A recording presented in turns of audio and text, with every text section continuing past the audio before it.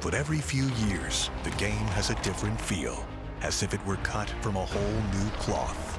Pennants are replaced with flags, as arenas and far-flung destinations are blanketed in multinational pride. Rivals become teammates, and teammates become rivals. Jones still on the move, running out of room, and he makes it! 大谷か、トラウトか。空振り三振！最後は大谷翔平が締めくくった！ Greatness takes the field wearing many colors, while a heartfelt passion for the game fills the stands, stitched together with pride. Stadium anthems are replaced by actual anthems that resonate with the faithful. Because those stepping to the plate share your banner, your history, your heritage. And there's nothing like rooting for one's true home team. This month, we are gifted a rare and beautiful opportunity, a chance to remember what a thrill it is to play, to cheer, to lay it all on the line for a flag. They did it! They win it!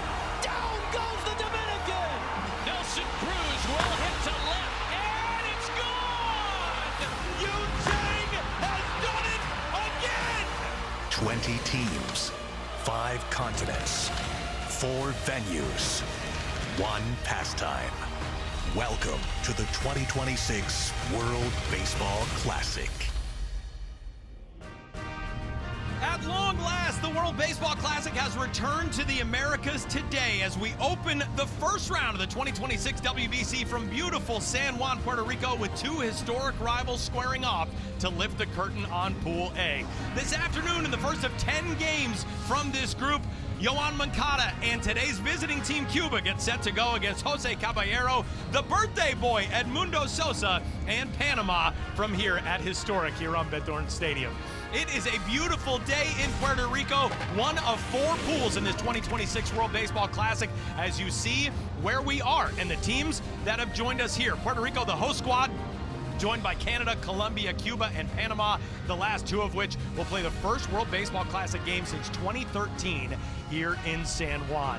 And with that, a glorious good afternoon to all of you tuned in. Alongside Ryan Rowland-Smith, my name is Tyler Mon. Ryan, 3 years ago, we were lucky enough to be part of the Pool of Chaos in Taichung, in which 5 teams all finished 2-2. And I think one of the lessons we learned from that, it's really important to get off to a good start. It is. Well, first of all, Tyler, it is good to be back, my friend. Good to be back next to you. But you're right, man. Day 1 is so important. You talked about 2023. You have to obviously get that win. But more importantly, you only have a couple days leading into this. You don't have the time to try and get into a rhythm. You've got to knock the rust off quickly, and day 1 is so important for these 2 teams, especially as they sit kind of midway with this pool. We've got 2 aces headed to the mound today, and Cuba will give the ball to one of the most electric arms in all of baseball. Yeah, Livan Moinelo, last time we saw him in 2023, he was the setup guy. He was pitching out of that bullpen, just the 1 inning, setting it up for Raidel Martinez. Now, all of a sudden, he's transitioned to be a starting pitcher in the MPB over in Japan, and man, has it paid off. He has been one of the best starting pitchers over in Japan. Everyone's questioning, will he make it his way to the major leagues? But for Livan Moinelo, some big weapons for him. The velocity's dipped a little bit since joining the rotation. He'll still go after you with that fastball at the top of the strike zone, but the big weapon to righties and to lefties is that breaking ball right there. 3,000 plus RPM on that pitch. It is nasty. It's one of the best on the planet. They're going to roll out their ace and hopefully get him back for that last day. Livan Moinelo, just the 2nd foreign-born pitcher since the mid-1960s to win the Most Valuable Player award. He and his team rolled to a Japan Series title in 2025 as well with the Fukuoka SoftBank Hawks. So he gets the nod on the Cuba side. On the Panama side, maybe somewhat of a surprise to fans who didn't realize this guy had the option to play for Panama. But the Cleveland Guardians lefty Logan Allen, his mother was born in Panama, and he gets the start on day 1 for his team. And Logan Allen is going to have to step up for this Panamanian team. He is the true ace. Look, he's broken out for the Cleveland Guardians the last couple of years, quietly making his way to be one of the better pitchers. Had a really good run in the American League against lefties, especially the last 19 games, only hit 157 against him. So he dominates lefties, and a big reason why is because of the fastball. Now, he's not going to blow you away with the velocity whatsoever. It's only going to hover around the low 90s, but he has a couple different variations he can pitch in. He throws a cut fastball as well to righties, and the sinker has come on in 2025 to generate a ton of weak contact. That's been a huge weapon for for him, obviously the sweeper slider and the changeup, but man, he has got a huge task being that ace for this Panamanian team, which does lack a little bit of that depth. And Ryan, behind him, this is probably the best team that Panama has ever brought to a World Baseball Classic. All 30 members of this roster at one time were in affiliated baseball. Nearly half of them still get that designation. 18 former or current big leaguers, 9 on the position player side, 9 on the pitching side. This is a really deep Panama squad comparatively to years past, and today they get a chance to try to kick things off and grab potentially their first ever win in the World Baseball Classic against Cuba. They are 0-2 all time. Livan Moinelo and Logan Allen set to head to the mound today as the Festival of Baseball has returned. Expect everything in the 2026 World Baseball Classic. First pitch is ahead from Puerto Rico next. And Cuba, desperate for a victory, has tied it up. Moncada comes through. RBI single for Roberts. A 6-run lead in the 7th for Cuba. Cuba is into the win column with a breakout offensive performance. Well, that was just 3 years ago at Taichung Intercontinental Baseball Stadium, also Pool A for the 2023 World Baseball Classic, and the most recent meeting on the biggest stage of international baseball between Cuba and Panama. And today, we get the third all-time matchup between these two teams in the World Baseball Classic, and two squads looking to get out on the right note here to open Pool A in San Juan. We'll tee it up with the first game of our doubleheader. There you get a look at the manager of this Cuban team, a national baseball legend back home in Herman Mesa. We had a great conversation with him yesterday. Ryan, you see a very veteran-laden coaching staff alongside Herman Mesa, although he did tell us yesterday he doesn't talk about his veterans as being veterans or being old. He says that they have accumulated youth, which is something I'm going to use that from now on. Same here. Accumulated youth, color analyst Ryan Rowland-Smith, and this is the lineup that Herman Mesa will go with today. The ageless Alfredo Despaigne in the cleanup spot. Yeah, amazing seeing Despaigne back here in 2026. But you mentioned it too. Yes, it is an aging lineup, that is for sure. Not quite sure with Raul Santos at the top of the lineup too. We know the speed has always been a factor, but look, he's pushing 40, he's 38 years old. So it's going to be interesting to see how this lineup looks against Logan Allen. And Logan Allen does get the ball here to kick things off for Panama. And Ryan, to be able to turn to a guy in a game like this who is probably not going to have a lot of nerves, a ton of big league experience under his belt, that's a big asset for Panama. Yeah, we talked about this in the Open, really broke out the last couple of years. Adding that sinker has been a big weapon. There's going to be 7 of the 9 Cuban hitters are going to be righty, so you're going to see that changeup. That's really a plus pitch for him. He doesn't have the velocity, but looking at Logan Allen today, it's going to be the shorter pitch count. Obviously, the Cleveland Guardians are going to be monitoring that. You can't go into this game trying to overthink it. You're facing a lineup, you know, a couple of these guys with Moncada and a couple of these other guys, but the scouting report, the prep is a little different. Fill up the strike zone, get that weak contact.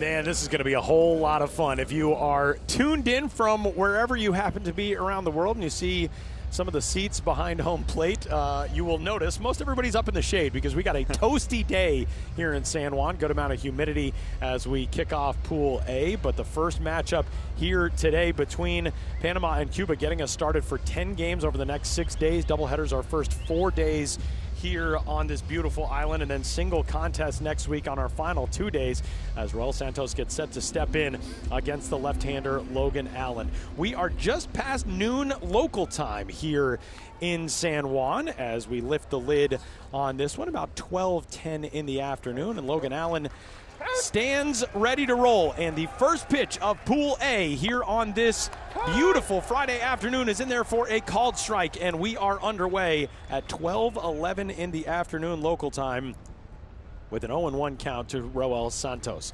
Santos, there you see in the Mexican League last season with the Olmecas of Tabasco. Pretty good numbers for him, but a veteran guy, Ryan, and we're going to say that throughout this lineup for Cuba. Yeah, look, like I said, 38 years old. You saw him showing that bunt early. He's going to try and put that ball in play, get up the line. Offered at that one, and it is a ball and 2 strikes. We yesterday got a chance to talk with Herman Mesa and asked him about, you know, Cuba's tradition and history playing really sort of an old school brand of baseball. Bunting, sacrificing runners over, trying to take the extra bag. And he said, you know, that's such an important level of play in competitions like this because every run counts. And Cuba and Panama, two teams who were in Pool A 3 years ago, they know that extremely well. Cuba advanced via the tiebreaker formula because of all the different permutations with defensive runs allowed and runs scored as a called strike 3 freezes Santos for out number 1 here in the first inning. And we are underway at here on Bithorn Stadium. Yeah, one thing for Panama too, behind Logan Allen, we talked about all that weak contact. This defense is going to be important. The left side of that infield with Armando Sosa and Jose Caballero is going to be big. We talked about the righty-heavy lineup. Get that ball on the ground, get some quick outs. And that brings in Yohan Moncada. And the first pitch is there for a strike to him. Moncada with the Angels now, and in his second World Baseball Classic appearance with his national team. One of the wave-changing players who joined this Cuban squad in 2023 as a major leaguer. That had never happened before. And of course, Moncada and Luis Robert, some of the others who joined this team in Taichung back in 23. A new era for Cuban baseball as he takes the first ball of his WBC low and away. Trying to provide a spark for Cuba out of the 2 spot in the lineup, and unable to hold up there as he is rung up by Tomoya Ishiyama, our home plate umpire today, and back-to-back strikeouts for Logan Allen to start things in the first. And this is a good start. A couple of reasons. Number one, look, we're going to talk a lot, Tyler. We talked a lot about this in 2023. When you are short on depth with your pitching staff, when you've got a guy like Logan Allen, who's an established major league pitcher, has really broken out the last couple of years, you need to be efficient. 2 outs, 9 pitches. And that'll bring up Ariel Martinez. Martinez for a long time was regarded as one of the potential biggest talents to come out of Cuba, and has put together a pretty good career in Nippon Professional Baseball over in Japan with the Nippon Ham Fighters as he swings through that one to make it 1-1. There are a lot of scouts who feel like he still has some potential in there that hasn't yet been tapped. Last season only played 34 games in NPB as he bounces this one left side and through. A 2-out single for Martinez, and the first hit of Pool A goes to Cuba with a 2-out knock. And this is a changeup. This is kind of floating out over the middle of the plate from Logan Allen.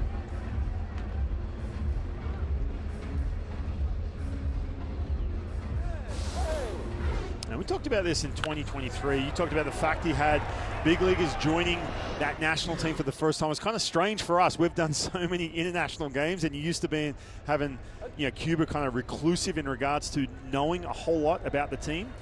But this man right here, international legend, Alfredo Despaigne, still doing it here in 2026 in the middle of this lineup. Alfredo Despaigne, if you are an older person who thinks, I'll never be able to play sports again, this is the guy who is your inspiration. Alfredo Despaigne, who strides in for his 5th World Baseball Classic. Despaigne, a member of this Cuban team in 2009, 2013, 2017, 2023, and now here again in 2026. His name is all over the WBC record book, and we will talk about him, the captain of this Cuba squad, as things roll along. He is coming up on his 40th birthday in June. One of the all-time great power hitters in the history of this event, the home run leader. He is chasing the RBI mark, which he could touch in this event. Likely his last World Baseball Classic, although I think we said that in 2023 about Alfredo Despaigne as well. 2 balls and 2 strikes on the big DH for Cuba. Short lead over at first for Martinez, and a swing and a miss on the 2-2. Logan Allen strikes out the side, not in order as he gives up the 2-out single. We're headed to the bottom of the first. Cuba gone scoreless. Starting lineup for Jose Mayorga and Panama to get things rolling here in this 2026 World Baseball Classic. Alan Cordoba will lead things off, but Miguel Amaya, a very promising talent now with the Chicago Cubs, he'll be behind the plate. And we're trying to figure out, too, we spoke to their manager yesterday trying to figure out who is going to be behind the dish. But looking at this lineup, one thing they really have to hone in on is some of the speed. Caballero was a big base threat last year in the big leagues. Cordoba in the Mexican League. Need to take advantage of some of that speed. And the first offering from the left-hander, Livan Moinello, is in there for a called strike. Ryan, 4 times Livan Moinello took the mound in the 2023 Classic in a different role than where he is now as a starter. You get a look at some of his numbers with the Fukuoka Hawks in Nippon Professional Baseball. SoftBank winning the Japan Series in 5 of the last 6 seasons. And for Moinello, last year, an MVP campaign. It's a bouncing ball right side will turn into not out number 1 as the flip a little bit behind Moinello, wrapping around the bag at first, digging for second. Speed kills right on cue. Alan Cordoba takes advantage of the error, and he's in scoring position. And Tyler, we're at day 1, inning number 1, but this play, we might be looking back at this, especially as we're moving on, as we get deep into this pool play. Why? Because these runs are going to come at a premium, and we know with Panama, they may not have the big offensive threat like some of these other teams, but speed is going to be a huge weapon for them. Alan Cordoba, 70 stolen bases in 2025 with the Tomateros of Culiacan. That is an error charge to Ariel Martinez on the flip at first. And man, I mean, you're a guy who's been in these positions, Ryan. You get a weak ground ball, you can't convert it for the out. Now you're pitching in a pressure situation right out of the gate. And that brings in the birthday guy, Edmundo Sosa. Big happy birthday to him. 30th birthday for Edmundo Sosa. You wish him happy birthday in person? I didn't get to sing to him. Did His you know all teammates these sang guys? to What him. are you talking about, man? And I got to warm up the pipes to go down and give the happy birthday rendition. I did love, though, his teammates started singing happy birthday in English, and he said, no. And then they switched over to Spanish, and he was very happy with that. As Edmundo Sosa, the Philadelphia Phillies, celebrating number 30 today with his national teams. He takes that pitch just off the inside part of the plate to make it 1-2. So already a pressure spot for Livan Moinello of the Fukuoka SoftBank Hawks and this Cuban national team. Bouncing ball foul. Here it is from just a short time ago at Hiram Bithorn Stadium. Happy birthday to you.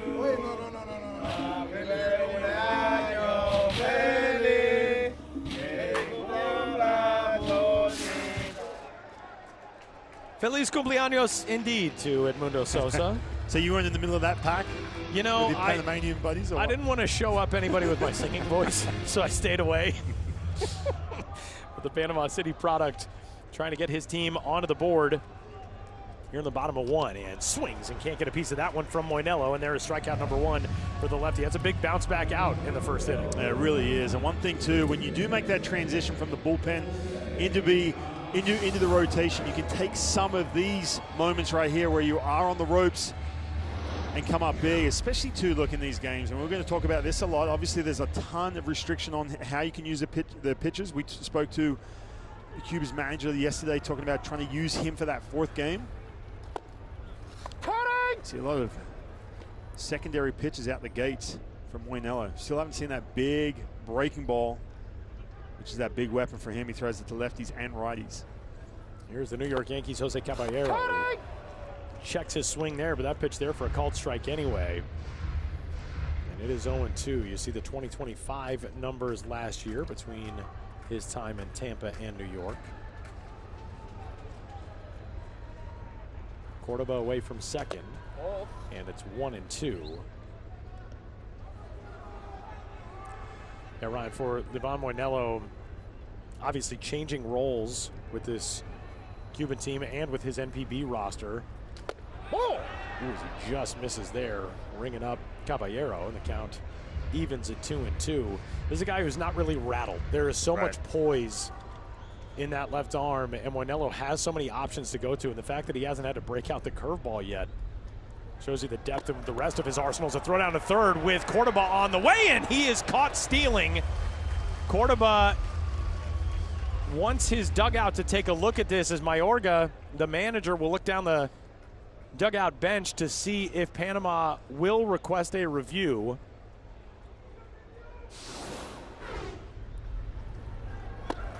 He didn't get a great jump either. Look, Moinello was pretty predictable going to the plate. His timing didn't change his timing up at all. So he knew Cordoba at some point was going to get going. We're going to get another look.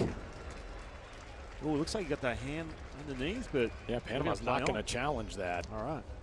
And just one challenge per game, one replay review per team, so maybe not worth burning it early, but the caught stealing erases that leadoff error. And yet, a base runner will be reinstated over at first as Caballero takes the walk. Let's learn a little bit more about this lefty, Livan Moinello, who we saw for 4 games in the 2023 Classic, pitched 3 times in 2017, the 30-year-old. Yeah, we've spoken very highly of Livan Moinello for good reason. Look, he has dominated the last couple of years in the MPB. A sub-2 ERA in 24 and in 2025, was the MVP over there in Japan.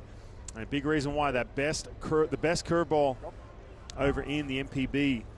A lot of people questioning, can that translate one day to get to Major League Baseball? Just signed a 4-year extension before the 2024 season, so he's pretty comfortable over there in Japan.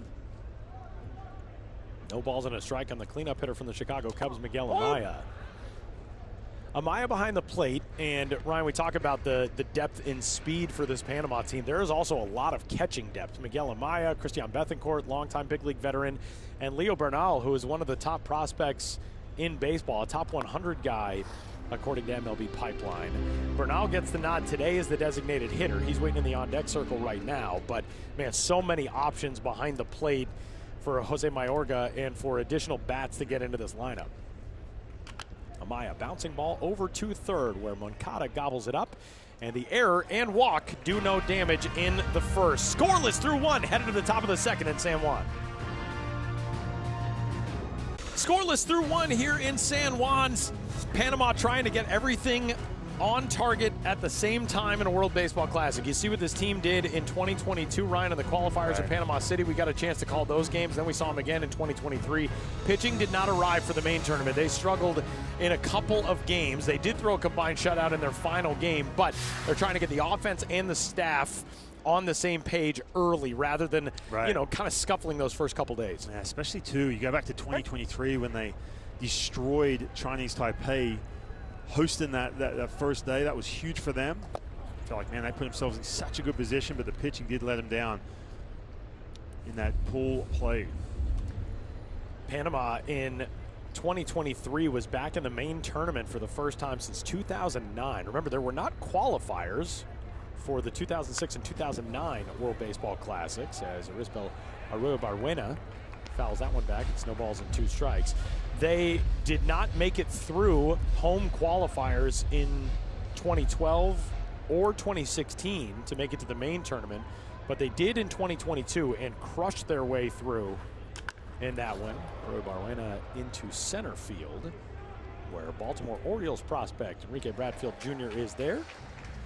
And 1 away for Omar Hernandez. Well, a couple of things that stand out to me already with Logan Allen. The velocity is good, 91s, 92s. As we take a look at the pitch arsenal, that 4-seam fastball. We talked about that sinker too.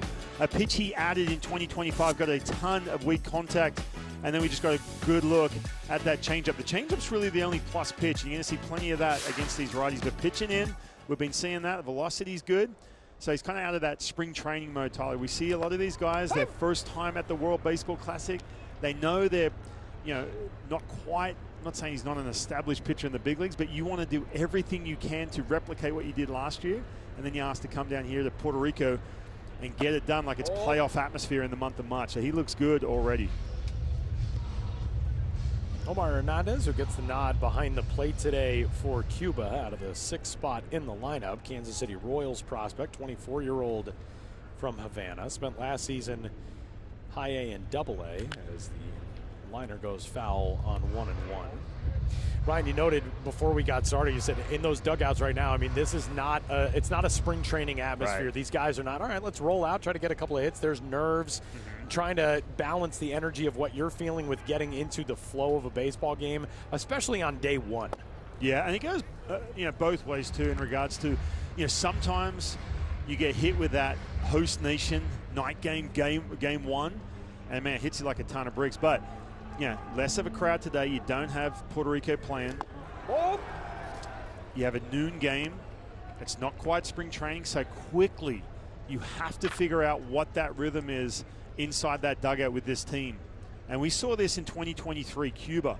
Look, they went all the way through the semis, but those first couple of games, man, they were in some Very unfamiliar territory. Good pitch there by Logan Allen, who elevates and notches his 4th strikeout already. 2 gone here in the 2nd. And a good rhythm. Look at that pitching in, and then that changeup to go along with it. Not the best changeup. He's getting some of that chase. Logan Allen, the 56th overall pick in that shortened 2020 pandemic year draft for the Guardians. He was a top 100 prospect entering the 2023 season and has since, as Ryan noted, established himself as a big league starter as he'll go left on left here against Yoelkis Guibert. Guibert, some winter ball time in Nicaragua. Those numbers. 2 balls and no strikes on him here. His 2nd World Baseball Classic appearance for Guibert, who plays in the Mexican League in his summertime with Guasave. And he laces this one down the right field line. That is hooking toward the corner, and that ball is gone! It sneaks out on a rope over the right field fence, and Yoelkis Guibert has connected with run number 1 for Cuba. It's a 1-0 lead in the top of the 2nd.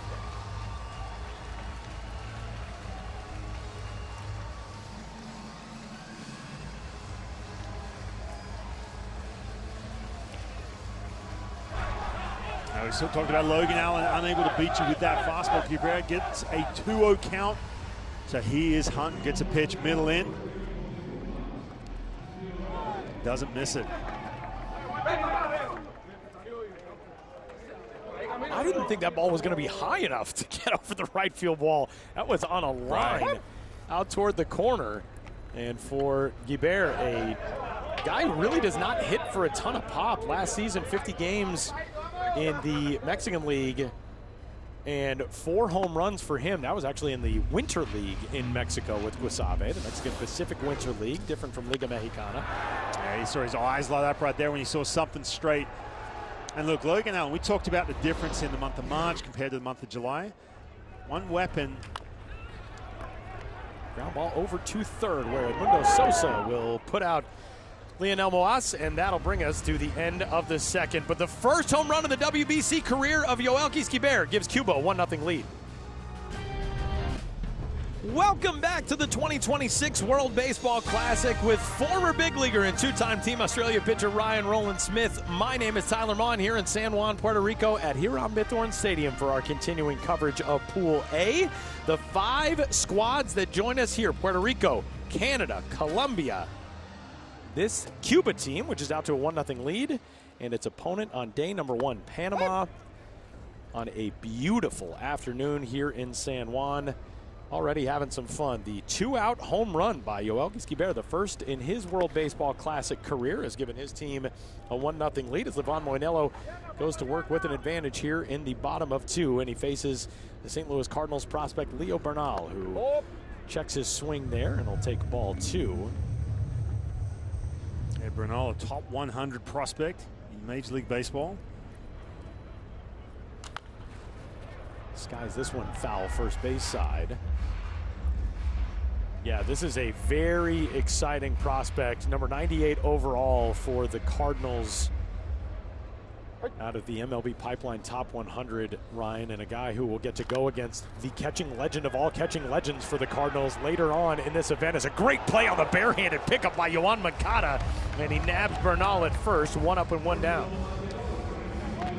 And this is a great play. We talked about this in the first inning where you cannot give outs away ever really in this entire tournament so quick, but Yoan Moncada flashing some of that youth when he first came up. Barehanding this. Nice little waist-high hop. Didn't have the time to set the feet. Throw off. It's a nice job by Ariel Martinez on the back end of that as well. Martinez, a first baseman, he can catch a little bit. They've tested him in the outfield, but didn't necessarily like the defensive element of his game out in the outfield. That was something Herman Mesa told us yesterday. So Martinez over there at first where he's more comfortable, as a pitch in there for a strike to Leo Jimenez. Quickly, no balls and 2 strikes on him.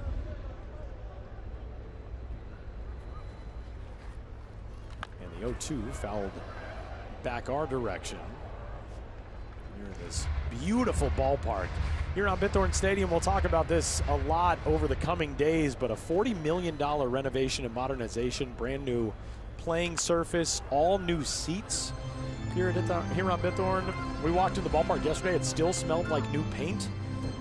All kinds of refurbishments and improvements to this hallowed ground of baseball history here in Puerto Rico. So that wave and a miss by Jimenez, and he's gone on strike. Second strikeout for Moinelo, 2 gone for Yohan Camargo. And you can't look past that forest green, if you call it forest green, the WBC walls, the padding around the stadium as soon as you walk in. I think forest is forest probably green, the correct green designation. Maybe hunter, maybe a little mix of hunter and forest green. As soon as I got the look from you, I was like, oh no, maybe it's not forest green. First offering down low to Yohan Camargo. Ball and no strike. Actually, check that. That one was in the zone. It's 0-1. Too busy laughing. You know, the WBC logo, grounded left side here by Camargo. A thought with 2 outs that will stick with us until the next frame. 3 up, 3 down goes Panama. It's a 1-0 game as we go to the third. 5 teams who will all play 4 games in Pool A in the 2026 World Baseball Classic as we look at the schedule for these teams. And Ryan, distinctly advantageous for Cuba. Game, off day, 2 games, off day. They will wrap up against Canada coming up on Wednesday. And the thing that gives Cuba, gives Germán Mesa, is the opportunity to start Livan Moinelo twice. We asked him about that yesterday, and he said, yeah, we're definitely going to do that. As the leadoff man, Yiddy Cape, the Marlins prospect, shoots one into left, rounding first, digging for second, pulled out quickly there by Cordoba, and the throw not in time as Cape got the hand in for a leadoff double.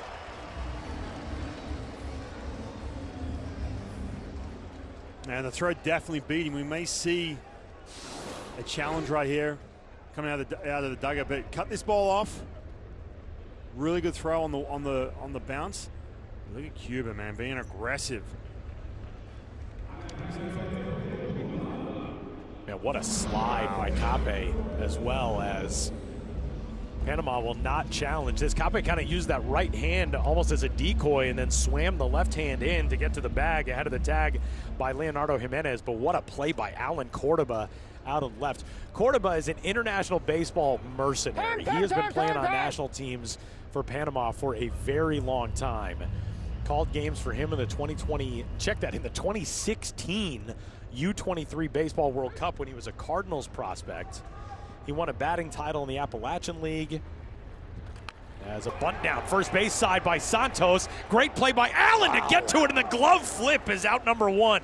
Successful sacrifice. What a play by Logan Allen bouncing off the mound. Not easy as a lefty, as you know. It's not, because you're bouncing off the third base side of the mound. Not only that, look, you're in a situation now where you're facing this team second time through. We know Santos is going to do this, but it can take you by surprise that first pitch, especially when you're trying to get back into the strike zone after giving up that double. But man, what a play. Look at this. Didn't have time to transfer that to the throwing hand, straight out of the glove. Huge first out. It is important, too, to note the times through the order against Logan Allen, because he got better second time through compared to first time through in 2025 with the Guardians. 259 average, 739 OPS first time through, 250 and 665 second time. Third time through was a struggle, but with the pitch limitations, very unlikely we're going to see a starter go 3 times through the lineup. As Moncada with a man at third and the infield drawn in. Well, that was one of the big upgrades for Logan Allen. 2024 6.75 ERA in that first inning, so he had to change his approach, especially in the warm-ups. Everyone goes from the stretch the entire time, get him in that game mode early. Moncada skies one foul. The 2 things you're going to see here, first of all, Logan Allen, second time through the lineup, you're going to see a little bit more of the secondary pitches, the breaking ball, the changeup, through a ton of fastballs, and you're starting to see Cuba too as they get a better look, 60 feet away from Logan Allen, being a little bit more aggressive. Especially on that hitter, we saw Cape jumping all over that fastball early in the count. In tight on Moncada there. You know, Ryan, it's interesting. We yesterday asked Germán Mesa about Cuba's commitment to always, playing small ball, laying down the sacrifice bunts, and he said, I like to do that with my first and second hitters and my 8th and 9th hitters. And so far, as Moncada swings and crushes one high and deep and way out of here to left field, and Cuba tacks tacks on 2 more. It's a 3-0 lead in the third.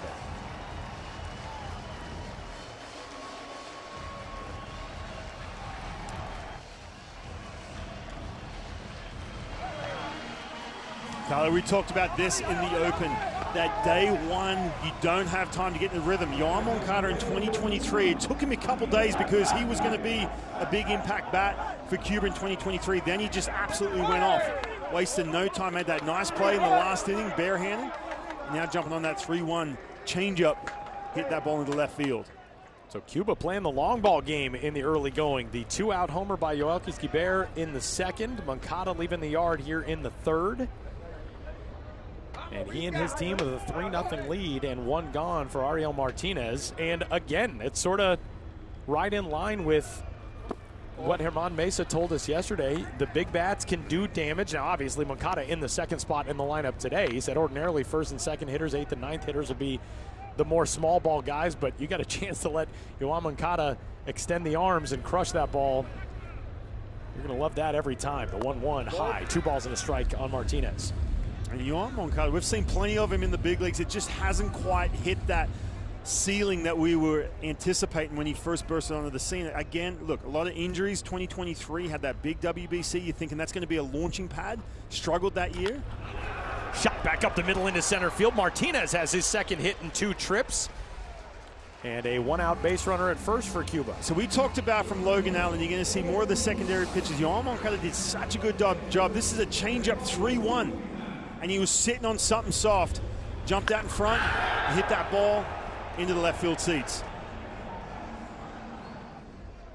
You know, Ryan, as we'll get a first visit to the pitcher's mound by Julio Rangel, the pitching coach for Panama, so often we come into these events, and you said earlier, you know, we've done a ton of these international games together, and not just in the WBC, but Premier 12 as well.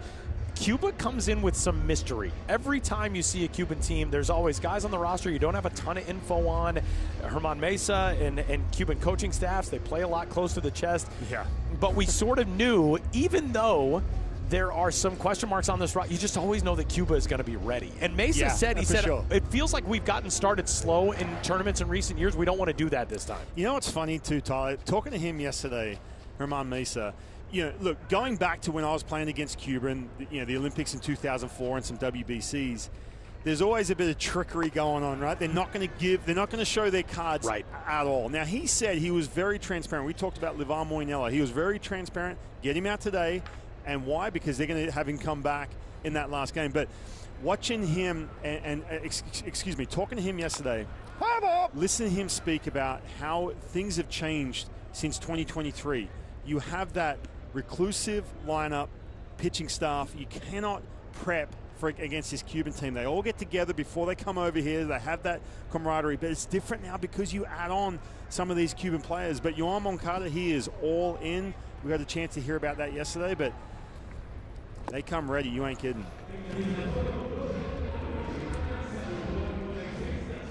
Ball and 2 strikes on Alfredo Despaigne. Man, he does not get cheated. Alfredo Despaigne lets it fly. The 39-year-old with a 1-2 coming, ropes it foul. Alfredo Despaigne, Ryan, it's funny because there are so many of these names in Cuban baseball history that are just legendary baseball names. And Germán Mesa is one of those, the manager. Despaigne is another one. And they are guys who, you know, they'll pop up on the international stage once every 3-4 years. And in Despaigne's case, he spent so many good seasons in Japan. He is back home now playing in the Cuban National Series. But it is a skill set that just does not go away. Every time the bat speed looks the same, the swing path looks the same, but he gets the job done. And you look at what he's done, nearly an 1150 OPS over 5 WBCs. And you see that C on that jersey as well. Now, what do you mean? Some of these young players coming through this Cuban national team had so much success over in the MPB. You always ask, what if? You know, what if we saw these guys, and you always do the comps, man. How do they compare to some of the players you watch in the big leagues? Despaigne holds off on that one, and the count goes full on him as Allen has hit that 50-pitch threshold. You saw the limitations a little while ago. So that brings with it certain rest, as do all of the early day pitch count limitations and everything throughout the tournament. 3-2. Despaigne in the air to left. This will send Cordoba a few steps in front of the track. Coming in, a lot of wind coming directly in from left field, and Cordoba in to snare it for the second out of the third. And for Logan Allen, if Panama are unable to get through this pool play, that'll be it for him. In fact, he's gone 50 plus. You look at this, 50 plus, he got 4 days off. That's why we talked about the advantage for this Cuban team, getting Moinello back on that last day. Obviously 30 plus, you have to have that day off. There is some off days built in. And you cannot pitch more than 2 consecutive days as well. So with 2 gone, it brings up Arizbel Arroyo-Barbuena, who is a former Los Angeles Dodgers prospect. And in the days of telegraphs, would have been a challenging guy because I think you pay by the letters. Yeah, you struggle with this name.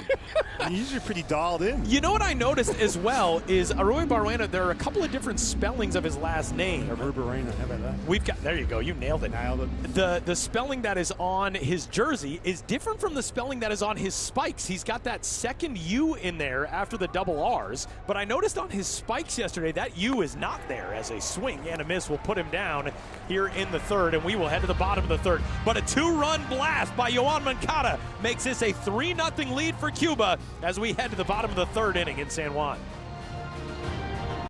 Livan Moinello and Cuba back to the field with a lead. One of the notable names and performances in the 2023 World Baseball Classic. The 4 appearances for Moinello did not allow a single earned run. You see the 4 returning guys. Yadier Drake, Yadiel Mujica, not on this roster, but the arms that are here, Moinello, Rodriguez, right. Big time, big arsenal, big velocity guys. And for Moinello now, Ryan, getting a chance to work with a lead. Obviously, the leash is going to be somewhat tight today with the pitch restrictions and everything else, but this is a very comfortable position for him to be in, although it's leadoff extra bases out of the gate here in the bottom of the third as Jose Ramos will get his team sparked with a leadoff double down the right field line. And that's huge. Moinello, we saw in that second inning, he was starting to fall into that rhythm where he was getting that weak contact. Panamanian team had been starting to show how aggressive they are. You're going to start seeing a little bit more of that chase. But Ramos just driving this ball into right field. Panama now all of a sudden in business. Jose Ramos, who back in 2022 in the World Baseball Classic qualifiers in Panama City, unloaded probably the biggest bat flip you and I have seen in a game that we've done together. It nearly hit us up here in the booth. Yeah, we were like 5 levels higher, too, at Rod Carew Stadium in Panama City. As Orioles fans, your next favorite player in Baltimore is in the batter's box right now. Enrique Bradfield Jr., who was a breakout prospect last season, and maybe even more so than in the minor league baseball season. The Arizona Fall League was really where this guy busted out in playing against some of the best competition prospect-wise in all of baseball. Bradfield in from the left side. Last season, between his couple of stops, 76 games at 4 different levels. Now, he only put up a 697 OPS, but he was a Futures game and an AFL Rising Stars game participant and was just outstanding in the Fall League. Had a couple of hamstring injuries last year that forced him to miss time, but a speedster, a dangerous bat out of the 9 spot. He stays alive here. He was 17 for 18 in stolen bases in 20 games in the Fall League, and he stole 36 bags in his limited action last season in the minor leagues, and went 20 for 22 between August and September, as thankfully it appears Omar Hernandez is okay after the foul ball. He's also got a fascinating story, does Bradfield. And he swings and misses. We'll talk about that the next time we see him. 3rd strikeout for Moinello. Man, that's a huge out for Moinello. He saw a steady dose of that curveball left on left. There's not many of them. But you're looking at this Cuban national team and some of the what-ifs with some of these players getting a chance to play in the big leagues. But what about some of the guys you could have seen on this roster from this Cuban national team? Andy Pages, one of the big names on that roster, who was initially supposed to be part of this team, did not end up being part of this team. And, of course, on the other side, we thought maybe we'd see Aroldis Chapman in this tournament, but we thought maybe we would see him for Great Britain through his lineage, not through Cuba. Yeah, and we see this every couple of years now with the WBC. Some of this talent that comes out of Cuba on the main stage. Maybe they're playing in Japan or they're up and coming through in Cuba, and maybe you see them in the big leagues a couple of years down the track, but none more prominent than when Aroldis Chapman burst onto the scene in that 2009 World Baseball Classic, pitching against Team Estrella. Now, Tyler, I've told you this story before, but down in Mexico, they just had the 2 digits on the radar gun out on the scoreboard. Called strike 3 on Cordoba, freezes him there. 2 gone for Edmundo Sosa. Again, that curveball, second time through the lineup. Now all of a sudden, and as he starts to get that good feel, you see that depth on that pitch. Look, this is a pitch he wasn't landing. Now all of a sudden, he's got that 3,000 plus RPM. And like, what are you supposed to do with that? There's nothing you can do with that, especially left on right, bearing in under the hands.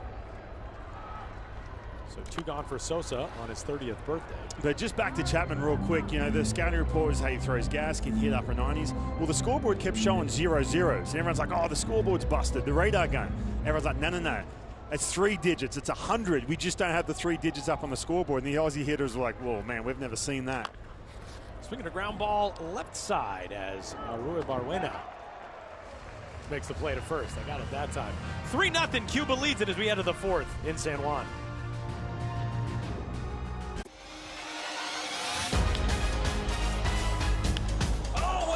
And left by Santos. Ground ball right side and through as he extends Cuba's lead. 2 score, and it's 4-1. For the first time since 2006, Cuba's headed to the semifinals of the World Baseball Classic. What a run 3 years ago for Cuba, reaching the semis of the WBC, playing in Miami, falling to the United States, but their deepest run in the tournament since the inaugural edition of the World Baseball Classic, as we got a new arm into the game for Panama, headed to the top half of the 4th. Abdiel Mendoza will take over from the lefty Logan Allen, who started this game for Panama and will take a seat after his WBC debut. Yeah, you see the numbers there in AA. He was with the Brewers last year, just signed a deal before coming to this WBC with the Seattle Mariners.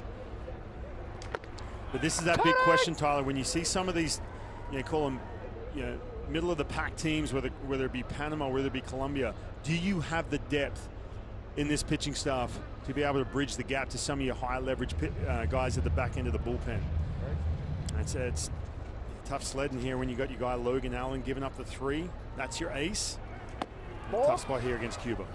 Yeah, now you got to just try to hold the line if you're the members of this Panama bullpen to see if your offense can arrive and provide some relief, trailing this game on the 2 homers here in the early going. Solo shot for Yoelqui Escobar in the 2nd, and a 2-run blast off the bat of Yoan Moncada. There is a pretty considerable wind coming in from left field, and from what we've been told about this ballpark, that is the story always. And it's interesting because 3 years ago, at Taichung Intercontinental, Ryan, that was the same conversation during the day games, is that the wind was always going to blow in from left early. The night games, it usually quieted down. Here, we still might get a good amount of wind in the night games, but that makes the home run by Moncada even more impressive, because when that came off the bat, I thought it was going to clear the outfield bleachers as a liner to second. Is hauled in there by Jimenez. 2 gone. A couple things early just with Yoan Moncada and going back to that home run. He struggled from the right side. He's a switch hitter, struggled against lefties last year. Obviously he had the injuries and everything else, but I coupled that with the play he made coming in. You look at that, if you're an Angels fan, you're like, okay, we've got Yoan Moncada. Obviously the ceiling hasn't quite been met. But there he is getting a 3-1. Pretty good pitch too. Change up down in the strike zone. Kind of got caught off balance out in front. Was still able to drive that against the wind in the left field. So with 1 away, brings in Guibert, the early hero in this one. With that shot down the right field line in the 2nd inning. That one bends in under the hands. Put the count even on him, but a ball on a strike.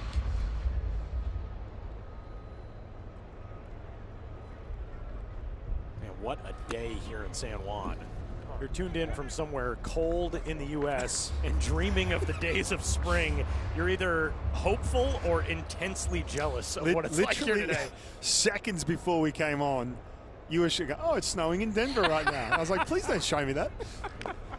I did get a picture from my wife as we look at Yoelqui Escobar's 2nd inning trip to the plate. A rope down the right field line. This was huge. Logan Allen slipping behind the count, 2-0. Serves up a fastball middle in. Eyes lit up. You mentioned too, a rope just getting over that right field fence. Really, one of the only mistakes Logan Allen, I'm not talking about so much the pitch, but just the count. He was ahead in the count. He was in that good rhythm until that swing. See Logan Allen watching on. He will be done for this pool play. 50-plus pitches. Up and away, good take there by Guibert. That ball came off the bat in the second, Ryan. I thought it was either going to be foul down into the corner or it was going to put a dent in the fence, and it just snuck out. And, you know, another thing that factors in is that wind coming in from left field might keep things elevated a little bit more down the right field line. And the team that I'm really interested to watch, who we will not see today, but we will see tomorrow, Canada, has such a lefty-heavy lineup. Right. And to be able to play the pull to right field in a ballpark where the wind carries that way, that's going to be interesting to watch too. 3-ball, 2-strike count on Guibert, and the 3-2 is right side. And gobbled up by Jimenez, 2 gone. That'll bring up Lionel Moaz. Yeah, we're going to see Puerto Rico later on tonight. The host country, this place is going to be absolutely loud, that's for sure, here in Puerto Rico. And you get to see Team Canada. A lot of guys coming back, well, excuse me, not coming back, but signing up. A lot of prominent big leaguers. Josh Naylor, Tyler O'Neill, got a chance to talk to him yesterday. Canada will make its debut tomorrow in the early game against Colombia, as Colombia's got a tough task. They've got Puerto Rico in the night game tonight, and then they turn around and play the day game tomorrow as it snowballs in 2 strikes here on Moaz out of the 8th spot. Moaz, a member of the Toros de Camagüey in the Cuban National Series. Cuba's domestic league, which has produced so much of that island's talent that has gone on to big things, whether it be in Nippon professional baseball or Major League Baseball elsewhere around the globe. 3-0 lead for today's visitors, and Moaz goes fishing after that one. Great breaking ball from Mendoza, and that will take us to the bottom of 4. 3-0, Cuba leads it. This copyrighted telecast is presented by authority of World Baseball Classic Incorporated. It may not be reproduced or retransmitted in any form, and the accounts and descriptions of this game may not be disseminated without express written consent. 2023, the big win for Panama in Pool A over the host squad, Chinese Taipei, at Taichung Intercontinental Baseball Stadium, where Ryan Rowland-Smith and I got to be on the call. Ryan, we got a chance to check out the new baseball cathedral in Taiwan last year for the WBC qualifiers at the Taipei Dome, which is a gorgeous facility in the center of Taiwan's capital city, as the leadoff man, Jose Caballero, will do it the hard way. Takes the first pitch off the left arm, and he's aboard. Yeah, we flashed up Panama versus Chinese Taipei. That was night 1 in front of the home crowd in Taiwan. Nearly mercy rule to see Caballero taking one off the elbow guard. Plenty of those the last couple of years. You know, think about Jose Caballero too, getting a chance to see him in 2023 compared to 2026. Man, just a completely different guy we're watching, because he was on his way to the big leagues at that point, and he broke in with the Seattle Mariners. Such a dynamic player, who's played multiple positions, had that presence about him. Now all of a sudden, he big trade with the New York Yankees last year, and prominent piece in the big leagues now. And again, another guy with a whole lot of speed who was aboard at first to lead things off. We talked yesterday with Jose Mayorga, the manager of this Panama team, about what the running game would look like for his team. And he said, we got to be able to take advantage of that. There are so many guys on this roster who can swipe bags, and Caballero has been one of the best in baseball in that in recent seasons. So be aware of that. Obviously a little bit trickier with the lefty on the mound of Moinello. That's something to keep an eye on as this event goes along. Now, one thing we've seen with Jose Caballero too, the ability to mess with pitches on the mound. Ground ball left side, Moncada to second for 1, on to first, 5-4-3, and the leadoff hit by pitch is erased. And that is huge from Moinello. We talked about these teams just trying to generate something. Caballero, who could mess with you a little bit on the mound, try and swipe a base, get in your head a little bit. We've seen that the last couple of years. And that is a huge double play as you're at the top of the lineup here for Panama. Not only that, but it keeps the pitch count down for Moinello, as he kicks and deals and gets a wave and a miss there from Leo Bernal, the Cardinals prospect, on offering number 50. 65 pitches is the limit in the first round. That bumps up to 80 in the quarterfinals, 95 in the semis, and in the final. Well, this is the absolute best case scenario if you're a Cuba right now. You got your guy Livan Moinello sitting pretty here in the bottom of the fourth, 2 outs, just 51 pitches. Maybe scrape another one, get to that 6th, and then bridge the gap to the back end of that bullpen. Then you're sitting well after day 1. Yeah, this is the ideal start for Ramon Mesa and his team. Bernal trying to give us a souvenir. Fouls it to the press level. And the thing with Moinello too, look, you see enough swing and miss. Obviously with that breaking ball, we talked about that, but just that weak contact early. He has that combination where he can get that weak contact on the ground and then the swing and miss to go along with it. 37 strikes of his first 54 pitches. He does now need 4 days rest, but as we noted, that was the plan for Cuba as a liner to left center field. Just the second hit of the day for Panama, but a 2-out base runner here in the bottom of the 4th. Again, how big was that ground ball double play? See Bernal just smack one, find some outfield grass. Just tip your cap to that. Just a little hanging breaking ball. You know what? No one on, 2 out. We'll take it. Just press the reset button and go after Jimenez. Bernal, Cardinals fans are going to fall in love with Leo Bernal if they haven't already. He was a minor league Gold Glove Award winner last season with AA Springfield in that Cardinals organization. And the coolest thing for him, obviously being in a system that knows a lot about brilliant catchers, he gets to go against his idol later on in this group, a guy who he knows very well from that Cardinals organization, Yadier Molina, the manager of his home team, Puerto Rico. Pretty cool storylines for Bernal and for Molina. 2 gone. Jimenez takes a 3rd ball. This is the first 3-0 count of the day. Moinello from the stretch, trying to get himself and his team back into the dugout. Instead, issues a 4-pitch walk to Leonardo Jimenez, and now, with 2 gone, the tying run will come to the plate here in the 4th. But, Ryan, this puts you in a situation where more than likely we're now not going to see Moinello come out for the 5th. And this should have been really, easier said than done, obviously, from me sitting up here in the booth. But we talked about this in the first inning. You've got to force Moinello out of the strike zone. If he gets in the strike zone and you start getting some of that weak contact, he will just rock you to sleep all day long. You've got to force him out of the strike zone. He's going to try and make you chase. You can see these Panama bats being really aggressive early, but now they've got him in a good spot. 59 pitches. You probably see that bullpen start to crank and get someone else out there for the 5th inning. Yeah, Ramon Mesa out from the 3rd base dugout, and it looks like that will be the end of the day for Livan Moinello. Handshakes and fist bumps all around his infield. A really good start to this one for Cuba, but the bullpen will inherit the tying run coming to the plate when we return in a 3-0 game.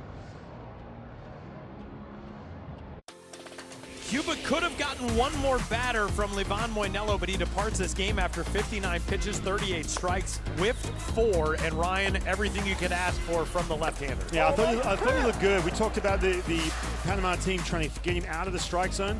They did eat up a little bit of those pitches here late. I'm kind of surprised he's coming out. 61 pitches. I thought they were going to try and push him through this inning. But you know what? When you got Yariel Rodriguez right behind you, you can do that.